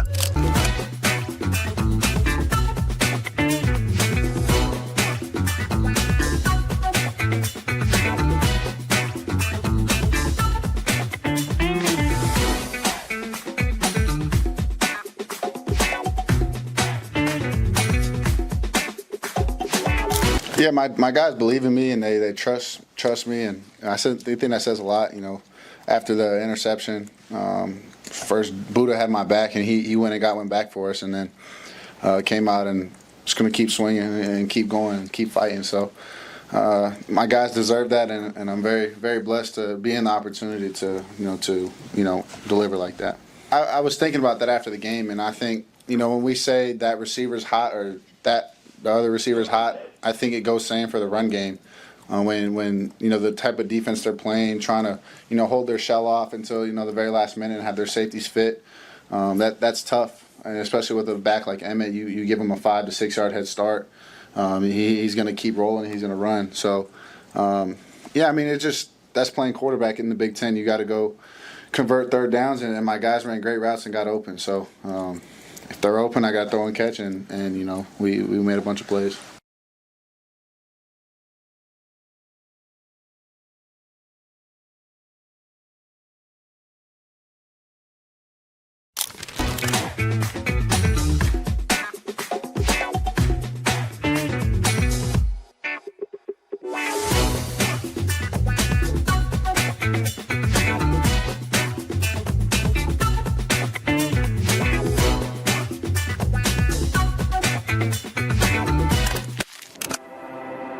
A successful financial future is built one coin at a time. Whether you're just starting out or a seasoned saver, we've got the financial resources and team of experts who will be with you every step of the way. Centris Federal Credit Union. We are where you are.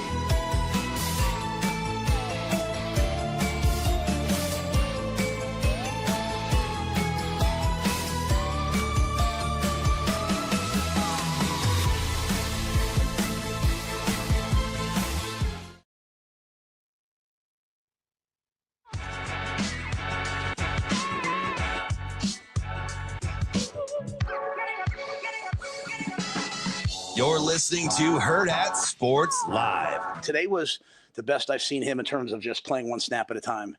Even early in the game, though, he never really got into a rhythm because we were running the football at a pretty high level and a pretty good clip. And I thought Dylan, the growth, you sometimes forget because he's so grown how young he is. And I thought that was his best game in terms of poise and presence. And make no mistake, it's another time that, the offense had to go down and win the game. And we went down and won the game on offense. And then obviously the defense gets to stop. And then we win the game in 4 minutes. So that's a situational clinic. And I think that all starts with your quarterback. Welcome back, Hurrdat Sports Live. That's DB. I'm Ravi Lulla here at Hurrdat Sports Bar and Grill, reminding you sometimes you just need an expert to talk to about your finances, whether it's debt counseling or just making sure you're on track. Centris and Green Path Financial Wellness have you covered. They have a partnership for all Centris members to get their financial education and counseling however they need it. Go to centrisfcu.org to find out more. Federally insured by NCUA. All right, DB, we got to get what do you want? We got to get an update. We got to get an update on our quarterback draft. Okay. I am afraid that Team Roston might be in the lead here. That's unfortunate. No wonder the graphic pops up so fast. Oh, yeah, that was really quick. That was odd. Letting those losers take the lead. It appears I scored 0 points this week. Guys, that doesn't sound right. Wait, what? Yeah, I was at 156 last week. You're telling me I scored 0 points this week? Yeah. Well, this isn't right because he still has Drew Aller getting you 19 points. No, that's total on the season. That's on the season total. What are we talking about? I got 19 total on the season from Drew Aller. That's not. Are these quarterbacks that aren't playing anymore? Because why is this current for this week? Because that's the total. That's the running total for each guy this week. So like Drew Aller before he got hurt got me 19 points. Okay, I understand. Yeah, he's going to stay at 19 for the entire season. Yeah. Now if they give me more points from Drew Aller, then you'd be like, hey, you guys are you're acting like the refs on Saturday. You're kind of doing an inside job here. I just wanted Sellers to get. Do you know how? And again, ATS, I'm nails, so I don't worry about that. I want the outright wins though. Yeah, with Texas and Alabama, I wanted the outright wins. But Terrence was like, "Yeah, we may be at." He said ASS, and I was like, "Well, the kids these days say cheeks." Not Cam Ward. He says, "I'm gonna keep it a buck. We ass." If your quarterback is out, can you still get a point for the team winning? No, they have to actually play. Okay. They have to take a snap. That's my rule. I mean, that makes sense. I was just wondering. I made this whole thing up, so I'm how just are making they up rules. even winning? Well, they have Arch Manning. Now they have Dante Moore and Diego Pavia. That helps a lot. Yeah, I know. And Julian Sayin. Julian Sayin's kind of working to ball. I have the two. Drew Aller hasn't played for 2 weeks, and I still have the two lowest quarterbacks, not named DJ Lagway. The Austin Simmons. Austin Simmons is at 9. He hasn't played either. My guys are playing. You're not understanding. So what do Aller, Simmons, what do those guys have in common? They're not playing. That's right. They're not playing. What about DJ Lagway? He's still playing, right? Kinda. Abrupt movement. Like Sellers and Nico play every week. Yes, they do. What are we doing? We're losing to Team Roston. That's apparently, honestly, TK. That's what we get for laughing our heads off at their draft. TK, we need you to come through here, bud. We need Haynes King, Fernando Mendoza to just keep working. So I have to shift. I was cheering for KB. Mm-hmm. He ain't winning. No, he's in my boat. So now I got to go with Team Cooch. Yeah, we got to root for TK here. Nobody had Prabula, right? I don't think so. I'm just looking at the guys that are out. Yeah. I don't think we got Prabula. So how about Vandy getting points going to Austin? That seems right to you? I mean, here's going to be the problem. This is my favorite betting situation. Because Texas is Texas ranked? They're unranked. Yeah, they're ranked. I thought they dropped. No, they didn't drop out. You're right. Never mind. It's not my favorite betting situation. Yes, it does seem right. Vandy's better than. He said, "Why can't we support our own?" Because Action Jackson, you are still bet hopping. Bet swerving. Didn't you see the? I know. I sometimes I just don't like to give the devil his due, so I didn't laugh out loud. But that was funny. That's a pretty good one. Since it's your rules, the swerving is funny. Since it's your rules, can you guys just combine your teams? It's not my rules. we let Suave and Action Jackson but do it, and now they're winning. I think they combine your manipulated team so you can have a better team. Nobody told you to buy an 84-carat ring with like VVS 1 either, Action Jackson. That's on you. So anyway, listen, when you're proposing to a doctor, you got a certain level you gotta maintain. She's gonna be buck up, Buttercup. I know. Isn't it weird how, like, when I'm competing, I couldn't care less about your feelings, but I'm probably one of the more care about how you feel. Yeah, you're very empathetic. Yeah, not unless I'm competing. Yeah, and then you're like, I hope you die. Pretty much. I used the term "watch them shake till their eyes close," and my players were mortified. I was like, never mind. You guys will probably run home and tell your parents. What does that even mean? I was like, well, let me show you. That's a strangling reference. It's fine. Devil's in the details. Yeah, it's fine. It's fine. We won't worry about Suave, that. I hope you both tie for last place. That's rude. He's probably still mad about his New York tricks. Although here, technically, what? Since there's two of them running that team, their score gets cut in half. So they're in last. So exactly. That's speaking of making up the rules. Did DeMarinis have the funniest off-script tweet ever or text? Oh, which one? He says 2-0 against two playoff teams from a year ago. I'm conflicted. 2 games into the NBA season, I was in tears. He goes, they're 2-0. I don't know. Go Bulls. I was like, my guy, what are we doing? Dude. Oh, if I had to read one more pro Green Bay text last night, I was going to lose my mind. The only thing is, at no point did I. Positive. No, I know, but not. Oh, no, coach. No, not with Jacob. No. Positive too. No. Dude was burying me. Austin, I know they don't teach math out in Sydney, but if I was not considering Rico a whole person, then that would be considering your team won. I am considering him a whole person. That's why you each get half the points. That's how it works. I know math is hard. And Suave, apparently, for as nice as I thought he was, has about half a heart. Maybe. Yeah, I got him mixed up. Unless you're talking specifically about his own children. And he was you could tell right away, like Zoe liked him in 5 seconds. Yeah. Like she'll get a vibe. Oh, over at the restaurant? Kids. Yeah. So she saw little girls, and so apparently he's gonna be the man now. I'm like, I don't know, maybe his kids are mean like he is. They seem like it. Might not rock with him. Apparently, hopefully they got his wife's personality. Apparently, he showed him a picture of me. Like, I don't like him. I don't like his beard. I think his kids are mean. He's grooming them that way. Probably mean spirited. Just mean. Well, you got to be if you're gonna be a Knicks fan. You got to have a hard outer shell to deal with all the disappointment in life. Can I ask you a question? Yeah. Considering these quarterback plays, this quarterback deal. Yeah. Did you go with Penn State and Clemson in the national championship when the season started? Did I? I think it seems like eons ago, right? Yeah, I'm having a hard time remembering. I think so. Action Jackson. I was gonna say that, but I didn't want to be the only child. Read what Action Jackson said. A hard outer shell. No, what did I say?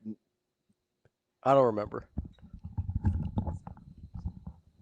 Oh, what? Exactly. What? Action Jackson heard it. Hard outer shell. Who's the best? He said hard. What? Who's the best team in college football? Who is the best team in college football? I think it's Indiana. Whoa, of all the things I didn't think you'd say. I mean, I hate myself for it, but I think it's Indiana. Why is it so hard to say that? Because everybody gets this gutty, grimy. Because there's like a visceral reaction to thinking Indiana's better than like Ohio State or Alabama. They might be. I think they're the team at this point I have seen the most from. Apparently, they don't know I work. Just because it's their day off doesn't make it mine. Hey guys, I have an actual job. You know that, right? I know they think I don't. I'm serious. I bet you not a guy, and I bet you they don't. Because you're just always around. Like, what does he do? I'm not around that much. No, I mean like for work, for the broadcast. Okay. That's all I meant. Okay. You're down there for like Sports Nightly, and then you're down there for the Okay. broadcast. That's fine. I don't mean anything else. I'm not like hanging around. Exactly. I just mean, you got a lot of work. You go with Indiana? I think I am. I could go Ohio State, but I mean, Indiana's looked better. I'll be honest. The Oregon win changed me. Oregon doesn't. I told you when I gave it to Oregon by default 3 weeks ago that they don't look good. I understand that, and they continue to not look good. I understand that. Here's the problem, though, is I was operating under the assumption that once Indiana faced superior talent like they did last year, they'd crumble. And they did not. And now I have to sort of So why isn't it Ohio State until somebody beats them? I don't know. I think I like Mendoza better than Sayin, and it might be just that. Okay. In terms of tiebreakers, you know what I mean? Yeah. Yeah. Also, like, I don't know. Like, it's how close were you if you didn't watch what happened this weekend to St. Alabama? Because I know you want to. Honestly, I almost did say Alabama because I was like, I can throw away the Florida State thing. It's just I don't know what happened there. Just flush it. And since then, they've been the best team in the country. Social media would ask that you replay that game. But, well, yeah, because it doesn't count if you've only played it. If you didn't like how it went the first time, you think you're playing better now, that doesn't count. So Ohio State's best win to date is who? Texas? Yeah, but I mean, so they've kind of got the problem that other teams have with LSU, where it's like, oh, our best win's LSU, and it's like, yeah, LSU sucks though. No, I wouldn't say that. I mean, relative to what, like, they were top 4 in the country coming in, like they suck compared to that. So you know what's funny about having these conversations about other teams? Yeah, we hate on our own team incessantly, and we're still 6-2, warts and all. Yeah, I'm thrilled, and all we do is pick them apart. I'm thrilled. They can't do this, and they don't do that. Honestly, and I'm like, that's kind of the vibe that I got from Sam this morning. A little bit, like when he's talking about USC. Yeah. Yeah. So I think here's the deal. They're 6.5 point favorites for a reason. Mm-hmm. But if you watch them, that's why I asked the question. So it's not to disagree. My coaching staff figures that out about me all the time when I ask questions. Mm-hmm. And then we talk through it, and it's like, well, yeah, that's why I said what I said earlier, as opposed to just being, think this way. Yeah, you kind of try to lead them to it a little bit. Oh, I'm great at the trap game. I was going to say you're more of a lead a horse to water guy. I always try to give you benefit of the doubt than like just putting people in a corner like a badger. Well, sometimes people are just defiant for no reason. I don't know anybody like that. Your favorite on our staff. I keep telling you, I don't know why you ride with that guy. He's Queen? Mean. Yes. Yeah. Gosh, he's a menace. I don't even know him.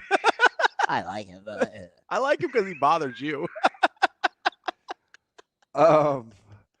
So, like, you have to watch SC. Yeah. You do. I agree with you. It's a team you have to watch. I don't think it's a bad matchup for Nebraska. And you may be enamored by their skill. They do some weird. They have to be maddening for their fan base. They do some weird things. I mean, when the fan base is actually watching them, yeah, maybe. I can't speak to that either. I don't know. There's a lot of other stuff going on in LA. Dodgers playing in the World Series right now. I'm sure you didn't remember that, but there's a lot going on in LA that USC may not capture their attention all the time. Yeah, once Nebraska got up big in the third set in volleyball, I didn't dialed. Well, I went to the 2 box. I went to just baseball and SDSU. Oh, yeah. Like I cut out even all the other good college football. Yeah, had to lock in. Yeah, Cole Payton he acted like he was at Ringling Brothers. And I'm Team Jackson. But at one point, not Action Jackson though, right? Listen, at one point, Payton was 10 of 10 for $156, and he had ran for 75. That's pretty good. And that was before he got the next 2 scores after he ripped off a 49-yarder. Didn't people think he couldn't throw? Yeah. Wasn't that the thing on him? How about Jackson? Like there's so much local ties. That got the split until the Dodgers game was over early. Yeah, for sure. Because Yamamoto was dealing, motoing them down. I see what you did there. I was so glad I didn't have to see anybody out of the bully. Yeah. But listen, I do think I got the sense with Sam too. Yeah, but I think that's how the fan base is going to be this week. I do think it's an accurate reflection of how the fan base feels. Yeah, like we've talked ourselves into them being this juggernaut. Can I make an argument that Nebraska? And I'm not saying they're not going to win. They very well could. But can I make the argument that Nebraska's offense is actually going to look dramatically better against USC than it has for the past few weeks? No, it could because of the way SC plays. Exactly. So that's that's like the style of me. I'm not caught up in the brand. It's actually how they utilize their front and what they do defensively. And not just it plays into Nebraska's strengths. And not just that, but also the fact that they won't actively try and keep possessions down. Yeah. They won't actively try and shorten the game. Like Nebraska probably gets 70 plays this week. Ooh. They haven't had 70 since Michigan. Yeah. But USC wants to play that way. Wait, did they get 70 against Maryland? I'll have to 41 30. Yeah, they did. They did. I think. Like USC kind of wants to play that way. And I think I think Nebraska's offense will look dramatically better because of it. On a neutral field, they'd be 2 score fit. Like we already saw the game happen. Sorry. I don't know if you guys know this. For all the people, apparently this is. He's talking about SC. Oh, I don't. Okay. I don't believe that either. Okay. I thought they were talking about Cincinnati again, and I was like, Abrupt movement. guys, we already played that game. We don't have to do it again. That's how football works. Got to buck up, Buttercup. Yep. Yeah, I agree, Funky. Styles make fights. I think this is a much better matchup for Nebraska than we are giving it credit for. And I'm certainly not. I'm not guaranteeing anything, but like I think it's going to look differently than the last few games have. Or last 2 games for sure. What I was going to say. Sorry, go ahead. I get a little. My bad. I got that tone from Sam, and I get why people feel that way. Mm-hmm. So, see, he's just being an a-hole. Like, keep it up, Lance. Just, I mean, you do you. The fan. It's funny how many of our fans don't seem like they really like the team at all, but that's fine. Or just to be dicks. That's definitely on the table. The thing about it is, though, with the way that they play, Nebraska has to be super duper disciplined to not play that game. I don't think you can out SC them because that's the way that SC wants to play too. So you don't want to lean into their No, you can't. Like you Are we 100% sure that's not the way Nebraska wants to play? I hope not. I mean, are you all? You're just not going to win a shootout. Probably not. Although SC's secondary has struggled.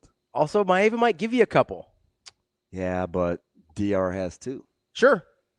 So does it come down to, hey, you can whoever wins that version of the game? There's a variation of how they run RPO. I want to show you that. Like it's not that other teams are like watching, but there's a new little wrinkle Nebraska has with their RPO that is like. Was it the one we saw on the first drive on Saturday? They hit it once, they didn't do it again, and they hit one against Minnesota. That one. Okay, the one to Hunter? Yep. Yeah, so that was the one on the first drive where he kind of actually did run it a little bit and then got it out. Impossible. That was, I think I tweeted out, I go, ooh, nice little RPO from Nebraska. It is. Drive 2, yeah. It's not impossible, but it is. Almost impossible to defend. Because you have to make see how wide open he was when he hit it against Minnesota? Yeah, absolutely. Yeah. Because you talk about conflict. And then room to run. So that's the whole key. But they're not doing it where they get lateral with the RPO. They're getting vertical. And he missed one against Northwestern. If he just held it a second longer, Hunter doesn't just catch it. He scores. Yeah. Because of it's the action, it's really brutal. So my guys would be like, Coach, what are we supposed to do? And I'd be like, guess. Good luck. No, what I would say, you have to force the issue. Yeah, you have to make them force a decision, right? Because it's kind of like when teams would try and defend the option. Like you have to force the pitch. And then it just turns into a one-on-one. Yeah. Right? You'll get a free safety. And then you hope for the coming best. up, trying to make a play on an alley running back. And right. It's like, all right, cool. But numbers-wise, it's a thing of beauty. But he has to threaten you with his legs. With his legs. That's the real way RPO has to work. Yeah. Otherwise, it's not true triple. Yeah.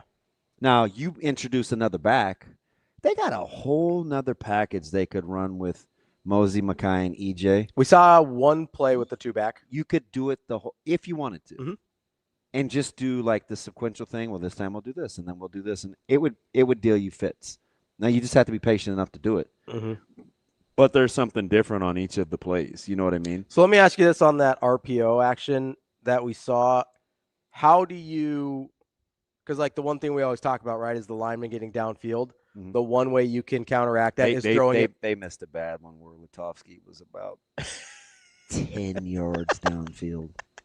I'm dead serious. Now, it was an incompletion. Yeah. So maybe they were like, no. Whatever, it's fine. Dude. Because the one way you combat it is you throw it behind the line of scrimmage so that it doesn't matter, right? But when you're going out and trying to get vertical on an RPO, is it just like, hey, you guys can't get past 2 yards? Yeah, so after – this is vintage DB. But so after I got the unsportsmanlike for yelling, mm-hmm. Do you have rabbit ears?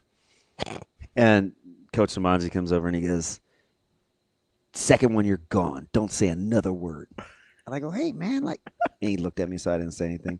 So about 3 plays later, I walked over to the site to our guy, and I go, hey, can I whisper a question in your ear without you flagging me? And he just laughed. But what I wanted to know was, like, for them, what are they saying with an eligible lineman downfield? And he just was kind of walking me through, mm-hmm. like, what you think the yardage is versus it being subjective. Because when teams run RPO, I'm telling you, it can be impossible to stop sometimes when you get really good at it. Yeah.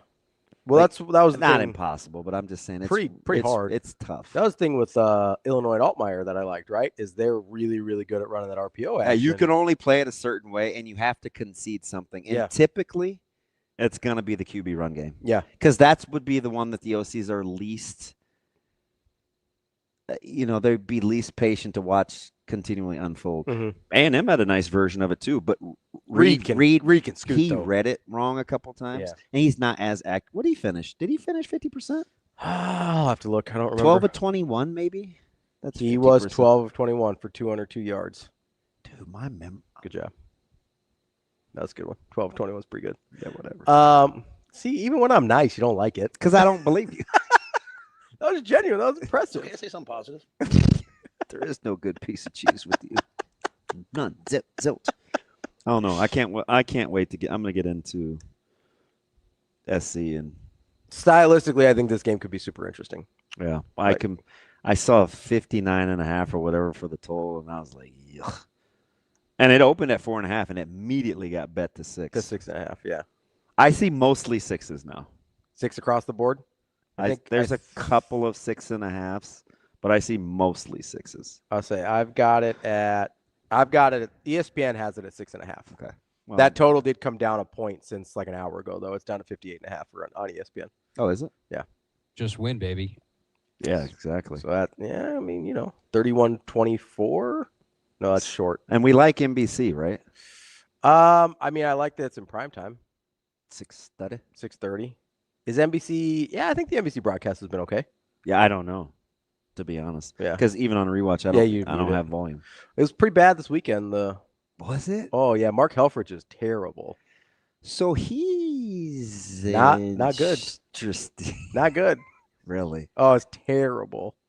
There were so he was in the hallway quite a bit. He was. Well, that makes sense. He probably wasn't watching the game. That would explain a lot. But I'm in the hallway too. His rush to defend every cheap thing that Northwestern did was unreal. Is it worth going back to listen to? I mean, just like the first half. Just do the So first how'd half. they process through the instant replay on the spotting on the catch? Did they focus on whether it was a catch or not, or where the ball was spotted? They didn't say anything about really where the ball was spotted. They were just all, well, where did he catch it? And then, but once they spotted the ball after the catch, they didn't say anything. I'll go back and listen. Like, they didn't say anything about like, well, I mean, they didn't even respot the ball in the correct spot. What? Like, they didn't acknowledge it at all. It was super weird. What? Super weird. What? We could talk to her this week because we're on the rotation, right? We got Casey and no, we didn't have Mac Casey. We had Casey 2 weeks ago. Last Friday. No, Did we have Benny. Yeah, we did. Well, we were in Minnesota. Yeah. Okay. So last Friday, I was thinking like 3 days ago. No. So yeah, 2 weeks ago it was Casey and you. Yeah. And then it was Benny Mac. So yeah, we're back on our Jess rotation this week. She may say no this week, but we'll see, Shane. You can hit her up. Why she doesn't like us this week? I mean, it's very sometimey. I'll ask her about Sonny. It'll be good. She ain't getting any Zoe time either, so she's gonna be real cranky.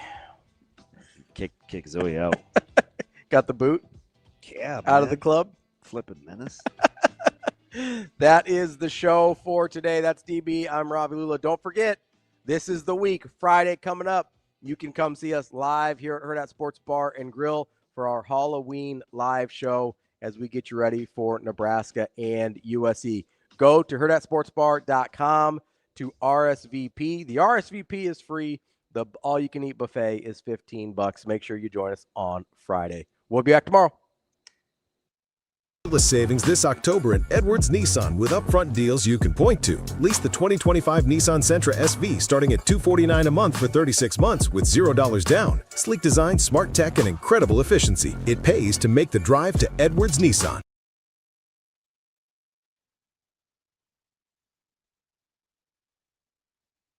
See you. Have a good day. Love you.